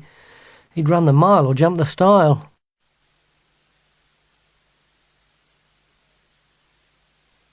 Chapter 2, in which Miss Mirabelle tells a giant whopper. Lance knew he was right to fear that Miss Mirabelle was in danger. You could tell from the look on Mrs. Spicer's face that she was suspicious of her new teacher. She didn't like the way Miss Mirabelle made no effort to hide her yawns during assembly. She didn't like the fresh flowers Miss Mirabelle wore in her hair. She gave them such a poisonous look that Lance couldn't help expecting them to wilt. She put a firm stop to Miss Mirabelle's wake-you-up sing-songs and frowned when she heard the high heels clattering down the corridor. And sometimes she made surprise visits to the classroom. She'd never done that before, even when Mr. Rushman was terrifying them half to death, or Mrs. Maloney was boring them stupid, or Mr. Hubert's endless nattering was getting on their nerves. She'd creep along the corridors, making no sound. Suddenly her head would appear behind the little square pane of glass set in the door. Everyone's eyes would swivel round. Miss Mirabelle would notice at once. "Fancy," she'd say, "a visitor. How very refreshing. We do welcome breaks." The door would open. Mrs. Spicer would creep in, rubbing her hands. "Don't let me interrupt you, Miss Mirabelle. I'll wait till you've finished. Please carry on, exactly as before." Miss Mirabelle would smile her sweet smile and turn back to the class. "Where was I?" she'd ask. Then, before anyone could tell her that she'd been admiring Melissa's tooth, which was hanging only by a thread, or showing them photographs of her sister's wedding, or asking their advice on a name for her new kitten, she'd carry on very firmly indeed. "Oh, yes, as I was just saying, it's time to get out your workbooks and carry on while I come round the class." She'd turn to Mrs. Spicer and spread her hands. "Now," she'd say angelically, "how can I help you?" She didn't always get away with it so easily. Mrs. Spicer found sniffers in the cupboard several times and wasn't very pleased. The whole class was spotted through the windows one day with their eyes firmly closed after Miss Mirabelle discovered that rubbing her eyes very gently made a faint squelch. And then there were all the times Mrs. Spicer walked past the room and, glancing in quickly, caught Miss Mirabelle with her head propped on her hands, staring out of the window while such a riot went on around her that no one even noticed the spy in the doorway. Mrs. Spicer would fling the door open. "Miss Mirabelle!" Everyone noticed her now. There was absolute quiet. "Miss Mirabelle!" she'd call again, even more sharply. Miss Mirabelle would give herself a little shake and turn around slowly. "Oh," she'd look astonished, as if it weren't possible that she was really still sitting here in the classroom with so many children around her. "Sorry, I must have been miles away. I was having a daydream." And Mrs. Spicer would close the door with a fierce little bang to let Miss Mirabelle know that a classroom was no place for a daydream. But Miss Mirabelle wasn't the only one to suffer from daydreams. Lance spent hours staring into space, wondering how he could protect Miss Mirabelle from danger. He suspected Mrs. Spicer of spending her days locked in her office, secretly writing letters of complaint about Miss Mirabelle to important people. "Dear Head of the Governors, Miss Mirabelle does not fit in at Wallisdean Park School. She hasn't the right attitude. Her clothes are too fancy and her heels are too high. She spends far too much time staring out of the window and holds eye-squelching sessions when she is bored. On her very own admission, sniffers bring out the murderess in her. I think she ought to go. Yours truly, Emily Spicer." Lost in his daydreams, Lance thought what he'd do. He'd run like the very wind down to the meadow where Flossie would be standing, her head lowered, cropping the fresh, juicy grasses. But Flossie was strangely altered in his daydream. Her legs and neck were longer. Her body was nowhere near as bulky as usual. Muscles rippled beneath her glossy skin. Her head was a different shape. Only the lovely velvet brown eyes remained the same. The rest of Flossie had become a beautiful and fleet-footed horse who whinnied with excitement and promised adventure. Lance would scale the fence. Flossie would prance closer. Lance would make a flying leap onto her back, and she would clear the fence with a jump so high and wide and smooth and effortless it was like flying. He'd clutch her silken mane as they gathered speed along the country lane. Her delicate hooves would clatter as they spun along. Her tail would fly out behind. But Mrs. Spicer would be almost at the letterbox, her tell-tale letter in her outstretched hand. Would they be in time to rescue Miss Mirabelle? Yes! Quicker than a lightning flash, Flossie would canter through. Hanging on to her mane for dearest life, Lance would lean down and, reaching out, snatch the offending letter from the old dragon's hand. "You shan't get rid of Miss Mirabelle," he'd cry bravely. "I shall save her." And ripping the mean little letter into 1,000 pieces, he'd scatter it to the four winds as they rode home. If only life itself were that simple. The weeks of term went by, everyone's workbook filled up, and everyone moved on to a different coloured reader. Miss Mirabelle certainly made them all work, but still Lance couldn't help worrying about her. It seemed to him that he couldn't walk down a corridor without seeing Mrs. Spicer purse her lips, or raise her eyebrows, or give a cold little look of disapproval as the amazing Miss Mirabelle sailed by. "It's getting worse," he warned Flossie gloomily. "Mrs. Spicer is definitely out to get her. You wait and see." And Flossie didn't have to wait long. It wasn't more than another week before Lance came home from school one day, dragging his feet, with his head hanging. Flossie picked her way through the mud in the ditch and stuck her head over the wooden fence to greet him. Lance took no notice. He just kept walking. Flossie let out a loud, long, plaintive moo. Lance turned, and noticing Flossie for the first time that afternoon, hurried back to climb the fence and slide his arms around her neck. "Oh, Flossie," he said, "guess what has happened?" Flossie looked anxious. "Miss Mirabelle has been so silly. She's in big trouble." Flossie pulled a hoof out of the mud with a great sucking sound, then put it back in exactly the same place. Lance explained. You see, it's nearly open day, when each class does something special to make a bit of money. Flossie tilted her head.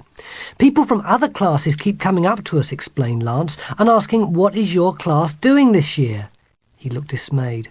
And we can't answer. He spread his hands. Miss Mirabelle won't choose, he told Flossie. She won't admit it, but I think she thinks the whole idea of making money is boring. She's very easily bored, so she keeps putting off the decision. We never choose. He patted Flossie on the neck, more to comfort himself than to comfort the cow. Everyone else chose weeks ago, he said. Class 1 is going to run a little bring and buy stall. Class 2 is putting on a show in the hall. Class 3 has organised a sponsored run. Even the infants are making Spaceman Snoopy collecting boxes out of old toilet roll holders and bits of tin foil. He paused, sunk in gloom. And we've done nothing. Flossie rubbed her massive head against the fence.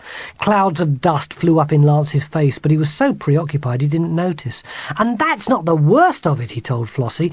Mrs. Spicer has been popping in every day to ask Miss Mirabelle, have you decided yet? And Miss Mirabelle just keeps answering, no, not quite yet. You can tell Mrs. Spicer's getting terribly suspicious. You see, she doesn't like Miss Mirabelle's attitude. He shook his head. Flossie shook hers. And this morning, he told Flossie, Mrs. Spicer lost her patience and stormed into our room. You could tell she was on the warpath. She asked Miss Mirabelle again. Flossie's huge, loving brown eyes were melting, and Miss Mirabelle panicked and told a lie. Oh, yes, she said, that's all fixed up now. Flossie blinked twice. Quite, agreed Lance. A bare-faced lie. And Mrs. Spicer didn't believe it either. She saw us all sitting with our mouths open, and she asked Miss Mirabelle, as sweet as sugared poison, and may I ask what exactly your class has decided to do? Lance's face paled as he told his dear Flossie the worst of it. And Miss Mirabelle replied, I'm afraid I can't tell you, Mrs. Spicer. You see, it's a secret. Flossie let out a soft bellow of amazement. That's right, said Lance. Miss Mirabelle told a giant whopper. She has no secret plan. She can't have. She doesn't have a plan at all. He slid down from the fence on Flossie's side to take the shortcut home across the meadow. And with only just over a week left, she's not very likely to think of one, is she? He added bitterly. Shades of the terrifying Mr. Rushman and the boring Mrs. Maloney rose up to haunt him. Perhaps even the dreaded Mr. Hubert's broken legs had healed by now. We have to save her, Flossie, he announced. We must save Miss Mirabelle from the Dragon Spicer. On his way home, absorbed by anxiety and gloom, he put his foot right in a pancake.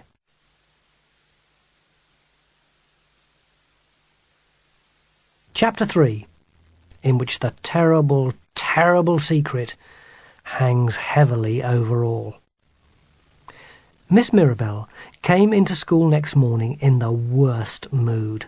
The clattering of her high heels coming closer down the corridor sounded as dangerous as machine gun fire. She slammed the door shut behind her, hurled her capacious woven bag onto her desk, then put her hands on her hips. She glowered round the class. Start thinking about this open day, she told them. Start thinking, what a cheek! Lance practically needed 2 matchsticks to keep his eyes propped open. He was exhausted. Start thinking? He'd been lying awake thinking all night. I thought you already had a plan, Deborah said, mystified. You told Mrs. Spicer it was all fixed up. You said it was a secret. The faintest blush rose on Miss Mirabelle's cheeks. I did have a bit of an idea, she said, embarrassed, and at the time it seemed better to keep it a secret, but it wasn't much of an idea, and now I've forgotten it. She glanced round as though daring them not to believe her. At least we've still got a secret, giggled Deborah. It's a secret that we've got no plan. Miss Mirabelle wasn't amused. Sinking onto her chair, she buried her head in her hands. Oh, it's certainly a secret, a terrible, terrible secret. It's been hanging over me all night. And me, Lance thought privately. Miss Mirabelle raised her head. Think, she told all of them. We don't have much time. Think very hard. They all sat thinking hard. Every few minutes someone would shoot up a hand and make a suggestion, but no one came up with an idea Lance hadn't already thought of and given up because it was impossible. We could hire elephants from the zoo, or another class was already doing it. We could put on a little show in the hall, or it would take more than a week to organise. We could invite somebody famous and sell tickets. The ideas were all hopeless. Miss Mirabelle got more and more miserable. She reached in her capacious woven bag and took out her little pearl knife and an apple. For the first time ever, her hands shook a little as she peeled, so that her usual perfect coil fell off in ragged chunks. The class watched silently. They'd seen Miss Mirabelle bored. They'd seen her cross-patch. They'd never seen her rattled. It made them nervous. Surely, she kept saying, one of you can think of something. It seemed to Lance that she was looking directly at him, but no one could think of anything. The morning went from bad to worse. Miss Mirabelle fell into an even blacker mood. She was snapping at people for everything they did, then snapping at them for not doing anything, and she threatened Deborah with the cupboard for just breathing loudly, nothing like sniffing at all. After a bit, Lance found himself beginning to wonder whether Miss Mirabelle deserved to be rescued. It was her own fault after all. She should never have wasted all that time staring out of the window or told that foolish giant whopper. But he couldn't help wanting to help her all the same. She was still the amazing Miss Mirabelle. She stood there in her brilliant yellow dress with golden sunflowers sewn on with gleaming beads. She was so exotic, so different, and so much of an improvement on Mr. Rushman and Mrs. Maloney and the dreadful Mr. Hubert. He couldn't help wanting to save her. He knew what school could be like. And her black mood didn't last long. Come on, she said after a while. Worrying is so boring. Let's have a change. Let's do some painting. You can all think while you paint, and we'll do our work later. She went to the cupboard and wheeled out the trolley with all the art supplies. Lance took his sheet of paper and a brush. Flattening the paper in front of him, he stabbed his paintbrush into the first paint pot Miss Mirabelle handed him and took a look. It was bright green. Without thinking, he swept his brush over the paper, and again, and again. The green was very green. It was like grass after a week of sun and showers. Lance drifted gently off into a daydream. Together, he and Flossie were pounding over the lush green grass of the meadow. They were off on an adventure, crossing the world to right wrongs, kill dragons, rescue damsels in distress. He was paying no attention at all to his painting. He didn't even bother to change colours. He just kept sticking his brush into the pot in front of him. Gradually the whole sheet of paper was filling up green. Just as he was imagining sweeping Miss Mirabelle up beside him on Flossie's strong back, out of the reach of the dragon, she surprised him by appearing in the flesh at his shoulder. "What's that?" she asked, pointing. Lance took a look at what he'd done. It was a sheet of paper painted green. That's all there was. "It's a meadow," Lance said quickly. It was the only green thing that sprang to mind. Miss Mirabelle wasn't impressed. "Real meadows don't look like that," she scoffed. "Real meadows aren't just solid green patches. They have weeds and patches of mud and fences and ditches. They have molehills and paths across them, and wild flowers and cows." She sailed off to look at someone else's work. Lance scowled at her departing back. Really, when she was in this mood, she wasn't a damsel worth rescuing at all. "And cowpats," he added rudely under his breath. "Don't forget they have cowpats."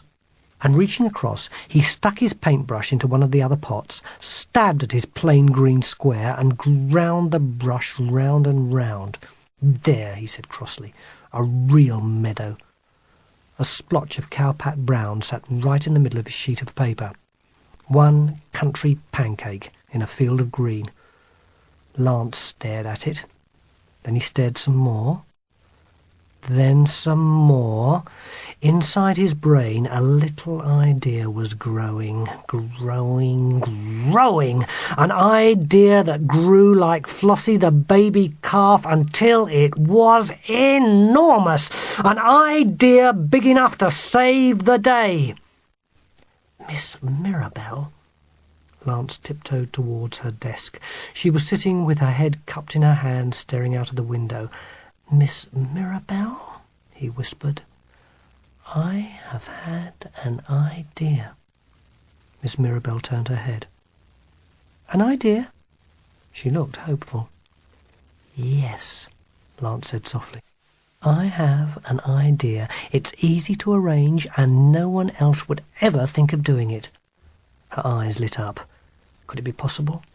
"And," Lance added proudly, "it is exactly the sort of idea that really ought to be kept a secret."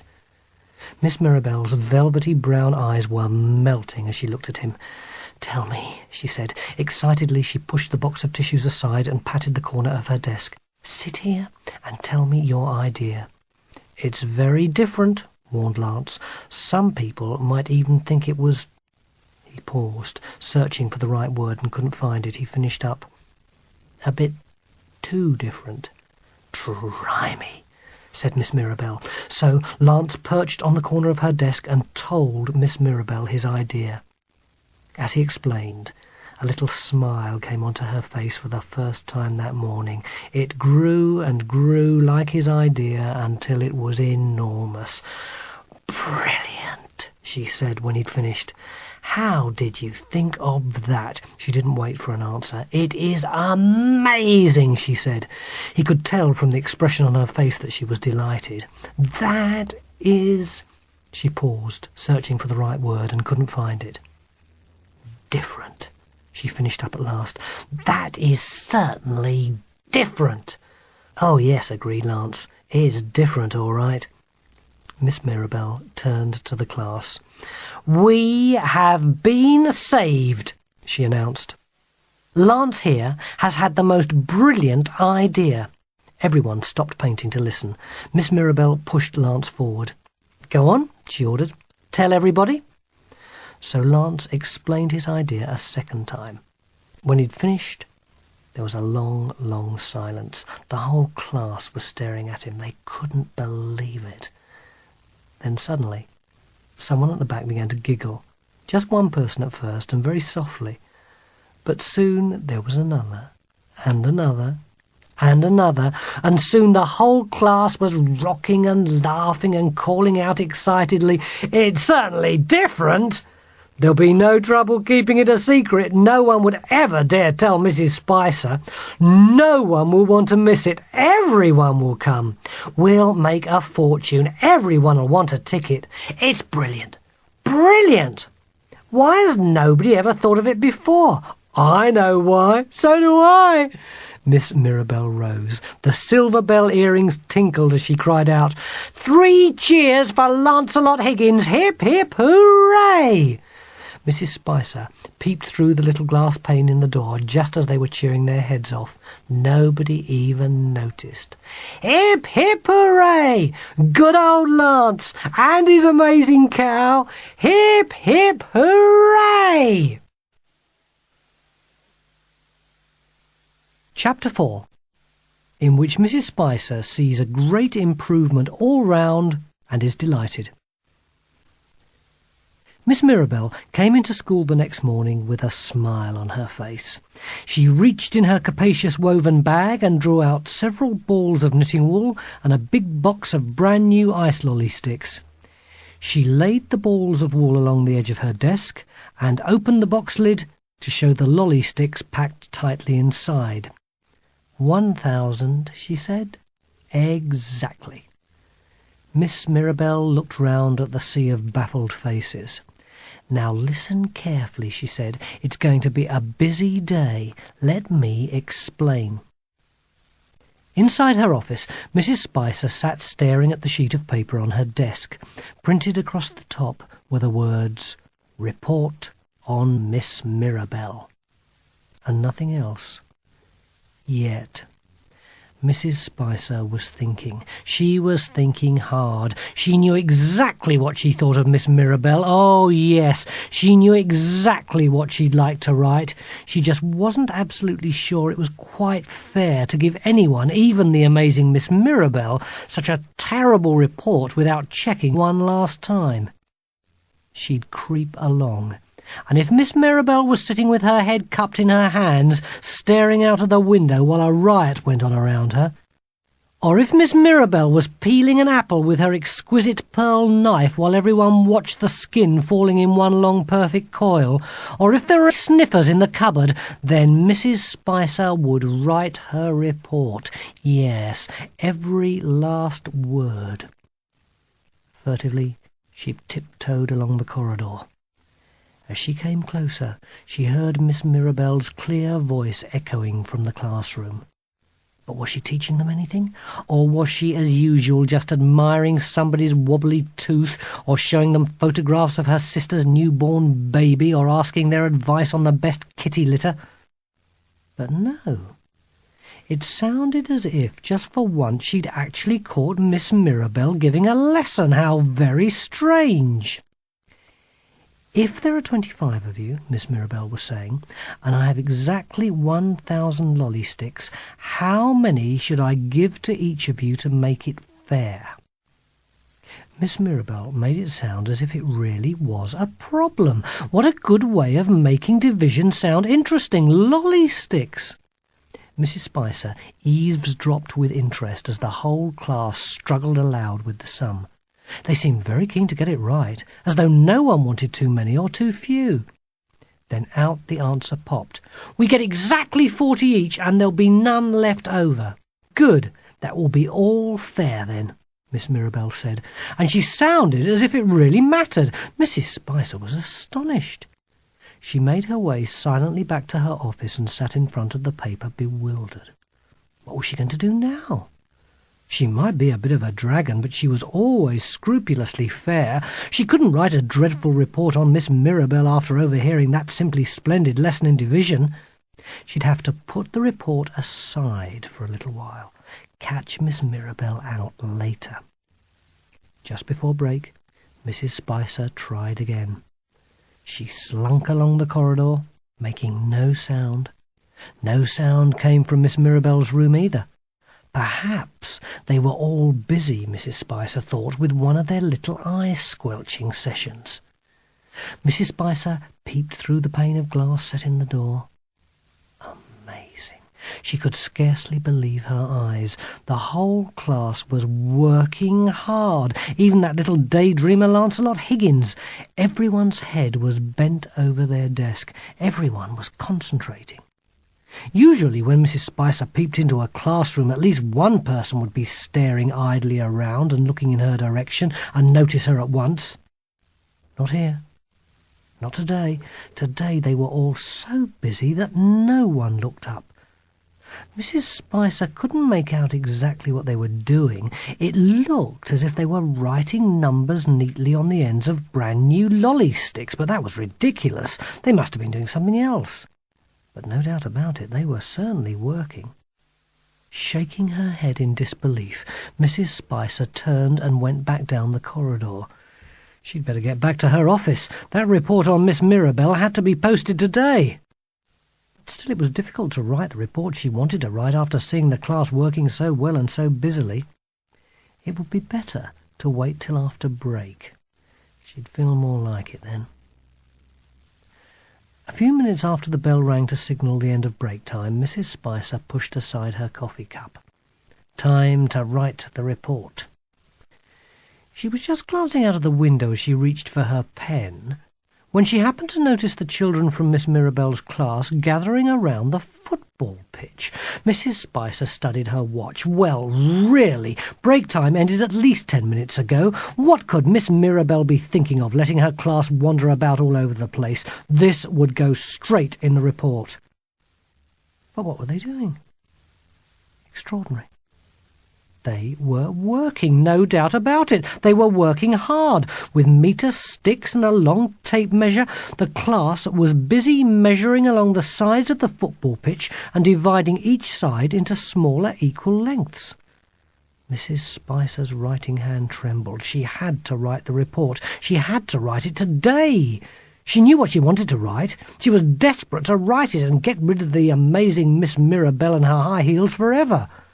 But what she was seeing outside made it impossible for her to write Miss Mirabelle a bad report. It simply wouldn't be fair. How many teachers can make measuring a rectangle interesting for children? Not very many. Using the football pitch was such a fine idea. Mrs. Spicer couldn't help feeling a little bit pleased with Miss Mirabelle as she stared out of the window. She'd have to put off the report till after lunch. But after lunch things were no worse. In fact, they were even better. Mrs. Spicer could scarcely believe it. There were the children from Miss Mirabelle's class, outside again, fanning along the sides of the football pitch. What did they have in their hands? Knitting wool. Yes, how extraordinary. What on earth were they doing? Mrs. Spicer leant her forehead against the cool glass of her window pane and watched fascinated as the children from Miss Mirabelle's class carefully divided the entire football pitch into exactly equal squares, 1,000 of them, and marked them out with wool. Wonderful! The most interesting way of measuring area that Mrs. Spicer had ever seen. Why hadn't she thought of teaching it that way herself? Really, she ought to take Miss Mirabelle aside in the staff room next time she saw her and tell her what a splendid idea it was. Excellent! Excellent! So much better than just doing it in the dreary old workbooks. And what were they all doing now? How strange! They were all kneeling down and pushing a little marker like a lolly stick into each square. How clever! Now every square was measured out exactly and marked with one of those numbered lolly sticks, and there were exactly 1,000. What a splendid lesson! Mrs. Spicer couldn't help it. When she saw sloppy teaching, she got annoyed, and when she saw splendid teaching, she was delighted. Drawing the sheet of paper towards her, she unscrewed the top of her fountain pen and wrote. Report on Miss Mirabelle.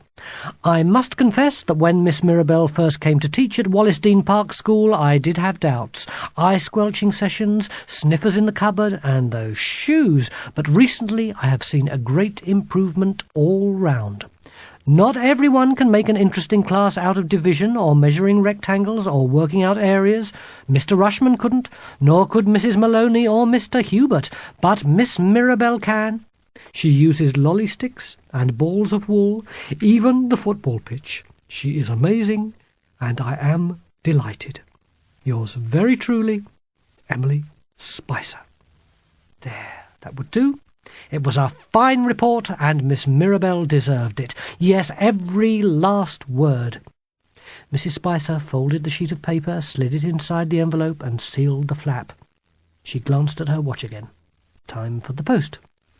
She walked towards the door, holding the letter in her hand, and for the first time ever when thinking about Miss Mirabelle, Mrs. Spicer was smiling. A little melody she'd overheard the children singing in the playground floated into her mind, and she began to hum. What were the words? Which would you rather, run a mile, jump a stile, or eat a country pancake? Really, it was a very sweet little song compared with a lot of the rather tasteless rubbish one heard them bellowing at playtime. Mrs. Spicer sang it to herself all the way home, and for most of the evening.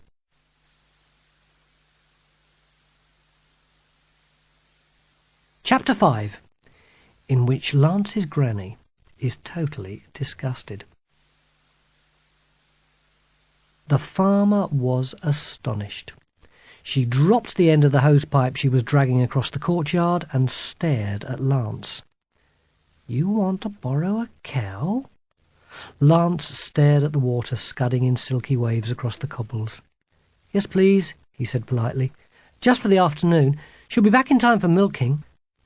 "A cow?" said the farmer meditatively. "Fancy a cow! I'm often asked for a horse, never a cow."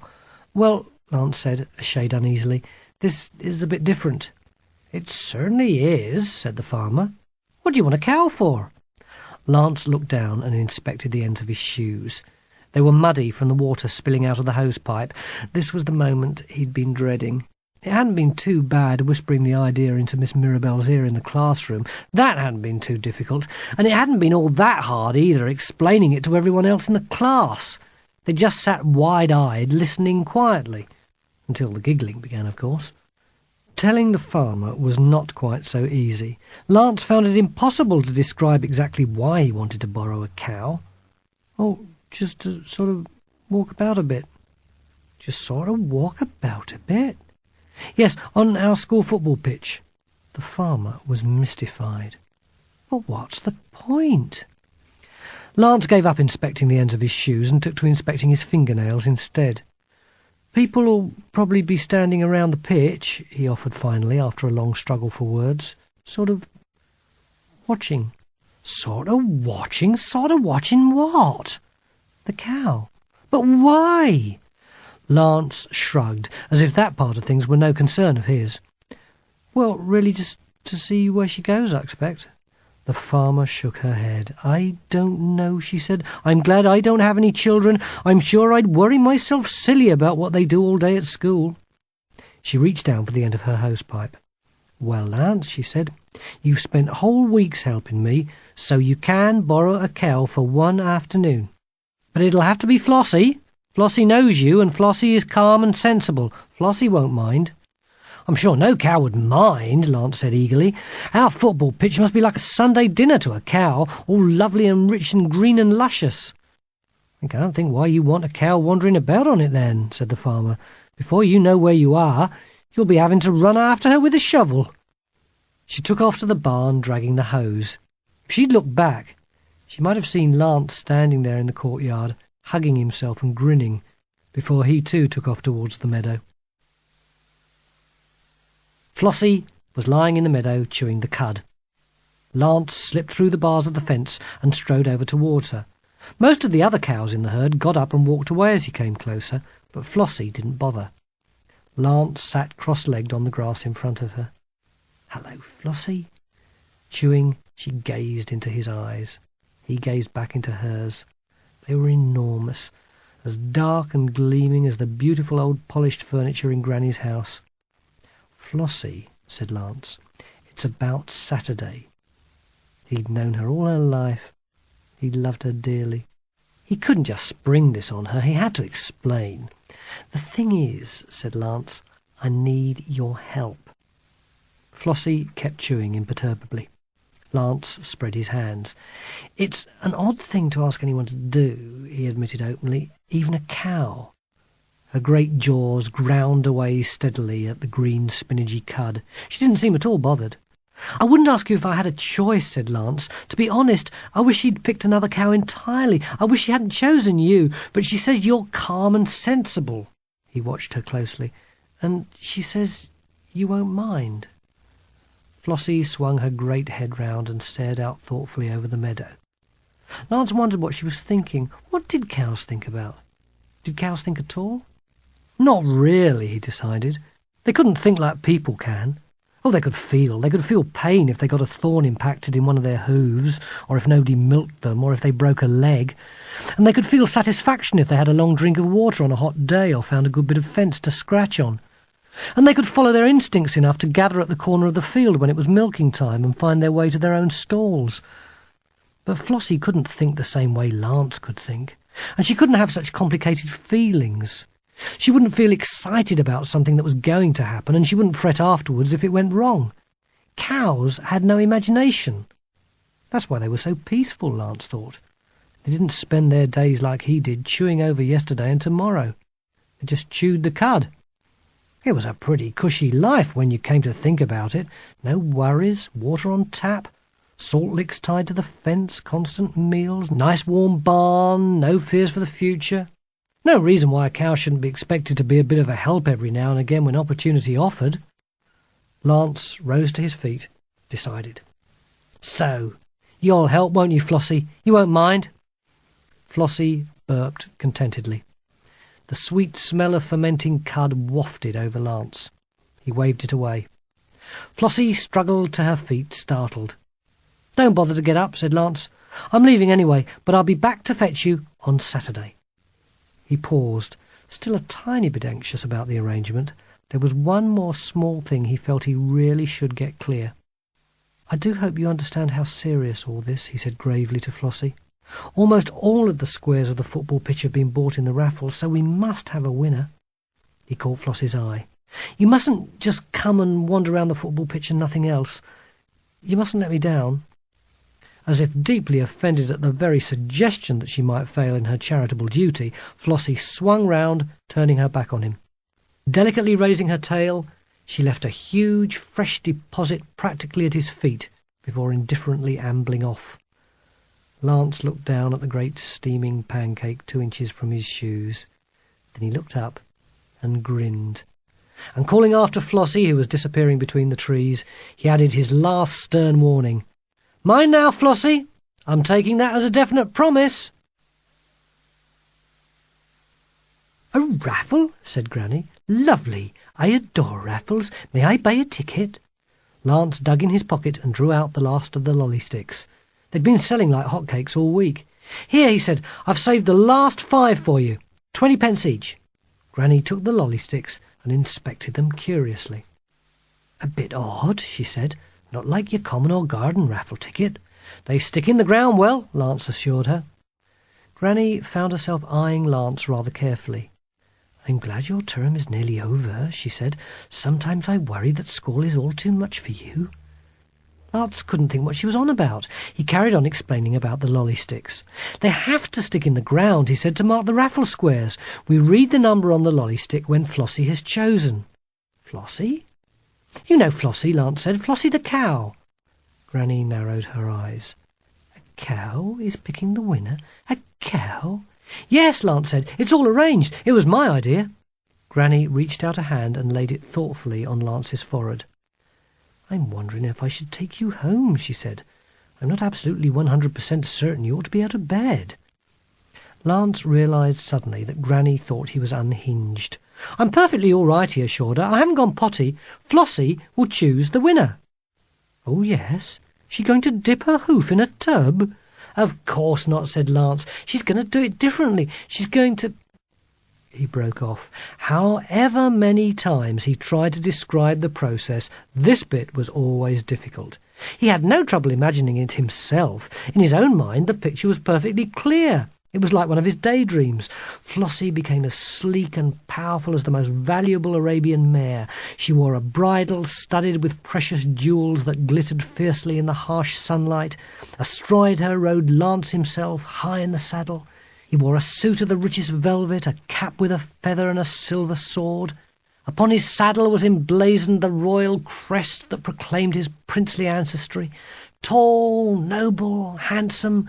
When he rode through the gate into the field, the crowds went mad, cheering wildly, hurling their hats in the air, dropping to their knees in wonder, fainting from the sheer excitement of the day.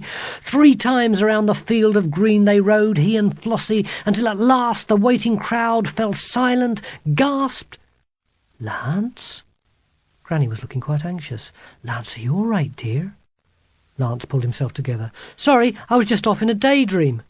Hastily, Granny gathered up her jacket and her bag. She had decided it was best to take her grandson home and leave him in his parents' care. Obviously, he was a bit feverish. As they walked down the lane, hand in hand, the sight of all the cows in the meadow reminded Granny of what they'd been talking about before Lance suddenly went peculiar. "About this raffle, Lance. Explain to me again, how is the cow going to pick the winner?" Lance tried to pick his words carefully, but it was no use. Granny stopped dead in her tracks. "Lancelot Higgins, I am totally disgusted." Furiously blushing, Lance stared ahead. All the way home, Granny went on about it. "Disgraceful. Don't know what the schools are coming to. Reading the papers. I blame the teachers, frankly. Wouldn't dream of such a thing in my day. Totally disgusted." Lance just kept walking. As they reached the front gate, Granny stopped muttering and laid her hand on his.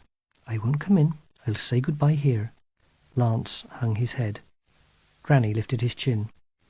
"Lance, haven't you forgotten something?" Dutifully, he raised himself on tiptoes to be kissed. "No, not that," Granny said impatiently. "You've forgotten to give me my lolly sticks for the raffle." Lance stared. "But I thought you were totally disgusted." Now it was Lance's Granny's turn to blush. "And so I am, but I'm not going to miss a good raffle."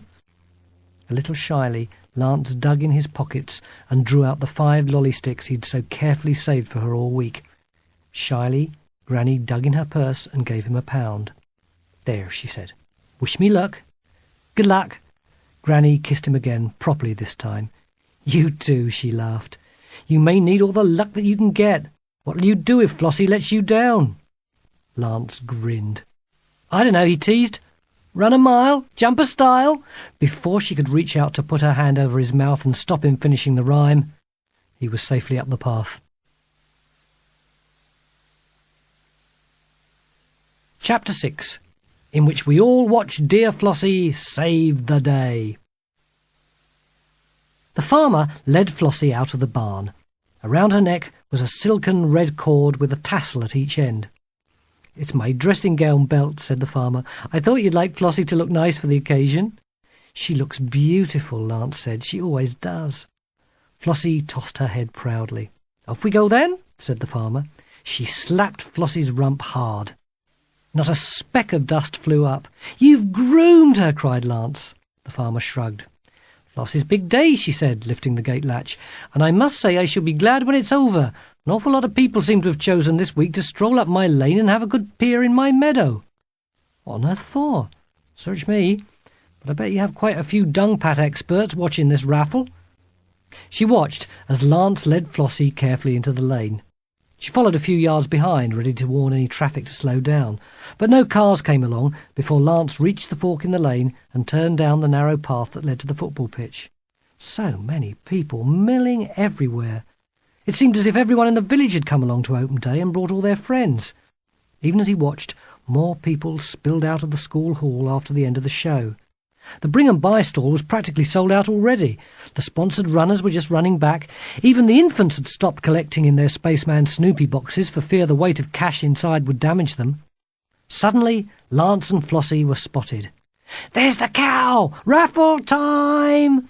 Everyone gathered around the edge of the football pitch, some frantically searching their pockets for lolly sticks, some brandishing lucky mascots, some loudly admiring Flossie's fancy leading rein. "Just what I need for my dressing-gown," said old Mr. Hogg as soon as he saw it. "Do you suppose I could get one from an agricultural supplier?" Lance looked around. Had everyone brought a lolly stick? There was Mrs. Spicer clutching a handful and looking a little bemused. There beside her was Miss Mirabelle, holding a few more and looking striking in a slinky black dress. There was the janitor and the school governors and Granny in the corner waving excitedly and his parents behind her. Lance took a few steps forward. Tugging a little on the silken cord, Flossie followed. The whispers ran around the football pitch. "Keep your voices down. Hush now. Mustn't worry the cow." Until there was absolute quiet. Lance's big moment. He mustn't muff it now. This was the stuff of his daydreams, the time when, with grace and skill and dignity, he would lead Flossie out onto the football pitch to launch his extraordinary raffle. It was everything he dreamt about. It was exotic. It was different. It was... Why was Deborah running up to him while everyone watched? "Here," she said, her clear voice carrying easily the entire length of the pitch. "Miss Mirabelle said I was to give you this." It was a shovel. A great big rusty-edged shovel. Not different, not exotic, not at all the stuff of daydreams. "Thank you," said Lance. His voice was frosty cold. "Go on, then," said Deborah. "Take it.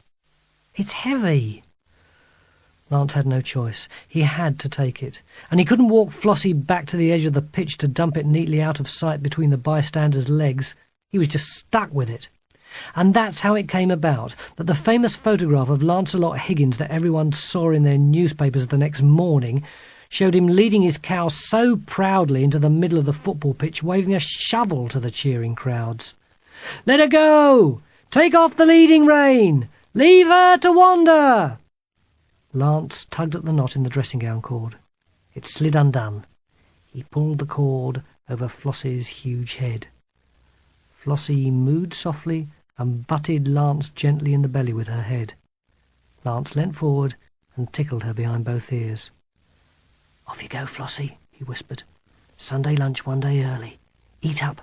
Feel free to go anywhere you want. Do whatever you feel like doing. Make yourself at home." He added one last little plea. "And don't let me down." Then he took off for the edge of the pitch for fear that the crowd would accuse him of cheating. Flossie looked round. People. She wasn't interested in people. She looked down. Grass. Oh, she was interested in grass. It had a few funny little wooden sticks poking up out of it, but they didn't bother her. It was fine grass and ripe for chewing. Keeping her eyes forever on the move for the next good patch, Flossie moved off across the football pitch. Around the edge, 100 conversations took up again softly. "How much is the prize?" £50. 1,000 squares, though. At 20 pence a square, why, that's... The crowd struggled with the sum. Mrs. Spicer was first.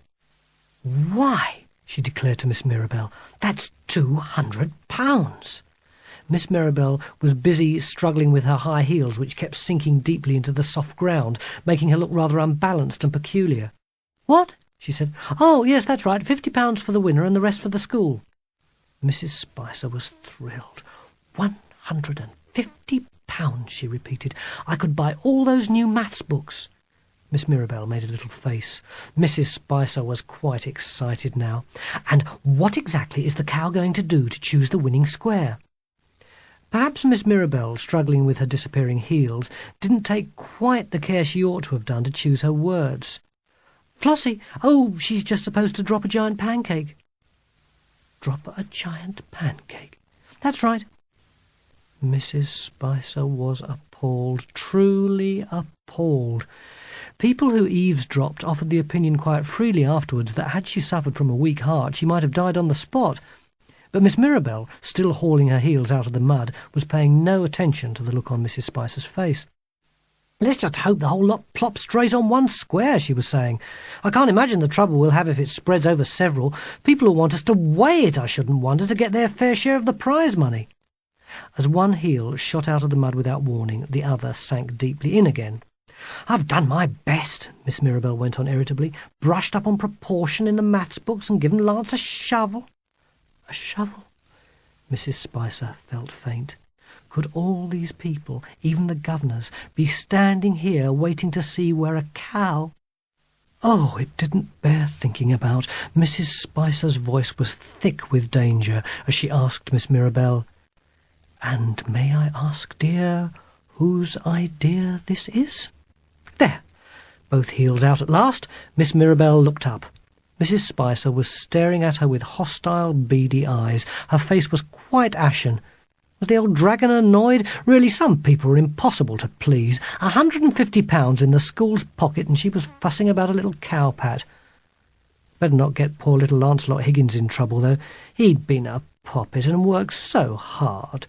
The very last thing Miss Mirabelle wanted was to reward him with a great row from Mrs. Spicer.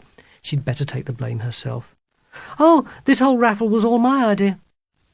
Behind her, she thought she heard a little gasp of shock. She spun around. Lance Higgins was staring at her, open-mouthed. She was about to give him a little nudge and a wink to try to explain to him why she'd taken it upon herself to claim his brilliant idea for her own, when all round the pitch there was a sudden ripple of excitement. Forgetting Lance, Miss Mirabelle turned back to see what was happening. Oh, good old Flossie! She was coming up trumps. Head in the wind, tail raised triumphant, she was picking a winner. Hurrah! Yippee! Well done, Flossie, well done. The crowd roared its approval. A dozen people ran across the pitch to check the lolly stick that marked the square. 412! Waves of excitement ran around the pitch as everyone checked their own lolly sticks and those of their neighbours. Old Mr. Hogg, the winner! No need to go searching for a new cord now, eh, Hogg? Get yourself a brand new dressing gown. Old Mr. Hogg stumbled forward. Before Mrs. Spicer realised what was happening, Miss Mirabelle had thrust a £50 note into her hand. The presentation! Speech! Speech! Vote of thanks! Lance didn't stay to hear any speeches or any votes of thanks, or any more hurrahs. He didn't stay to clear up after Flossie with the shovel either. If this whole raffle was all her idea, then let Miss Mirabelle shovel up the cowpat. He was finished with Miss Mirabelle anyway. She might still be better than the terrifying Mr. Rushman or the boring Mrs. Maloney or the dreadful Mr. Hubert, but she was a bit too amazing for Lancelot Higgins. Stealing his idea. What an exotic cheek! Lance crept away, past Granny, telling the governors how shocked she was by modern teaching methods. She'd have been singing a very different tune, he knew, if she'd won the raffle. He went past the janitor and threaded his way between other people's parents until he found himself beside the farmer who was tethering Flossie.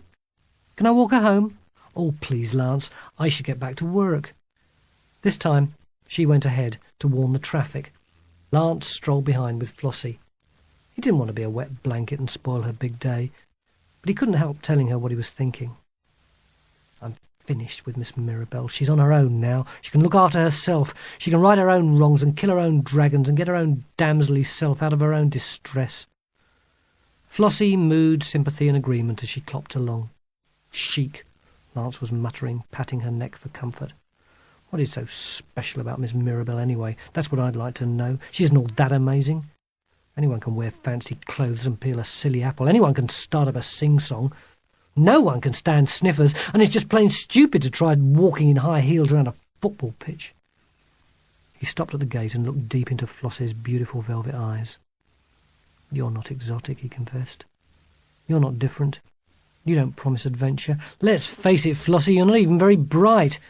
But I can tell all my troubles to you, and I love you dearly. You're more amazing than Miss Mirabelle any day, and you make really good country pancakes." Pleased to be back with the herd, Flossie trotted off into the meadow, tossing her head. Pleased to be nearly home, Lancelot followed her.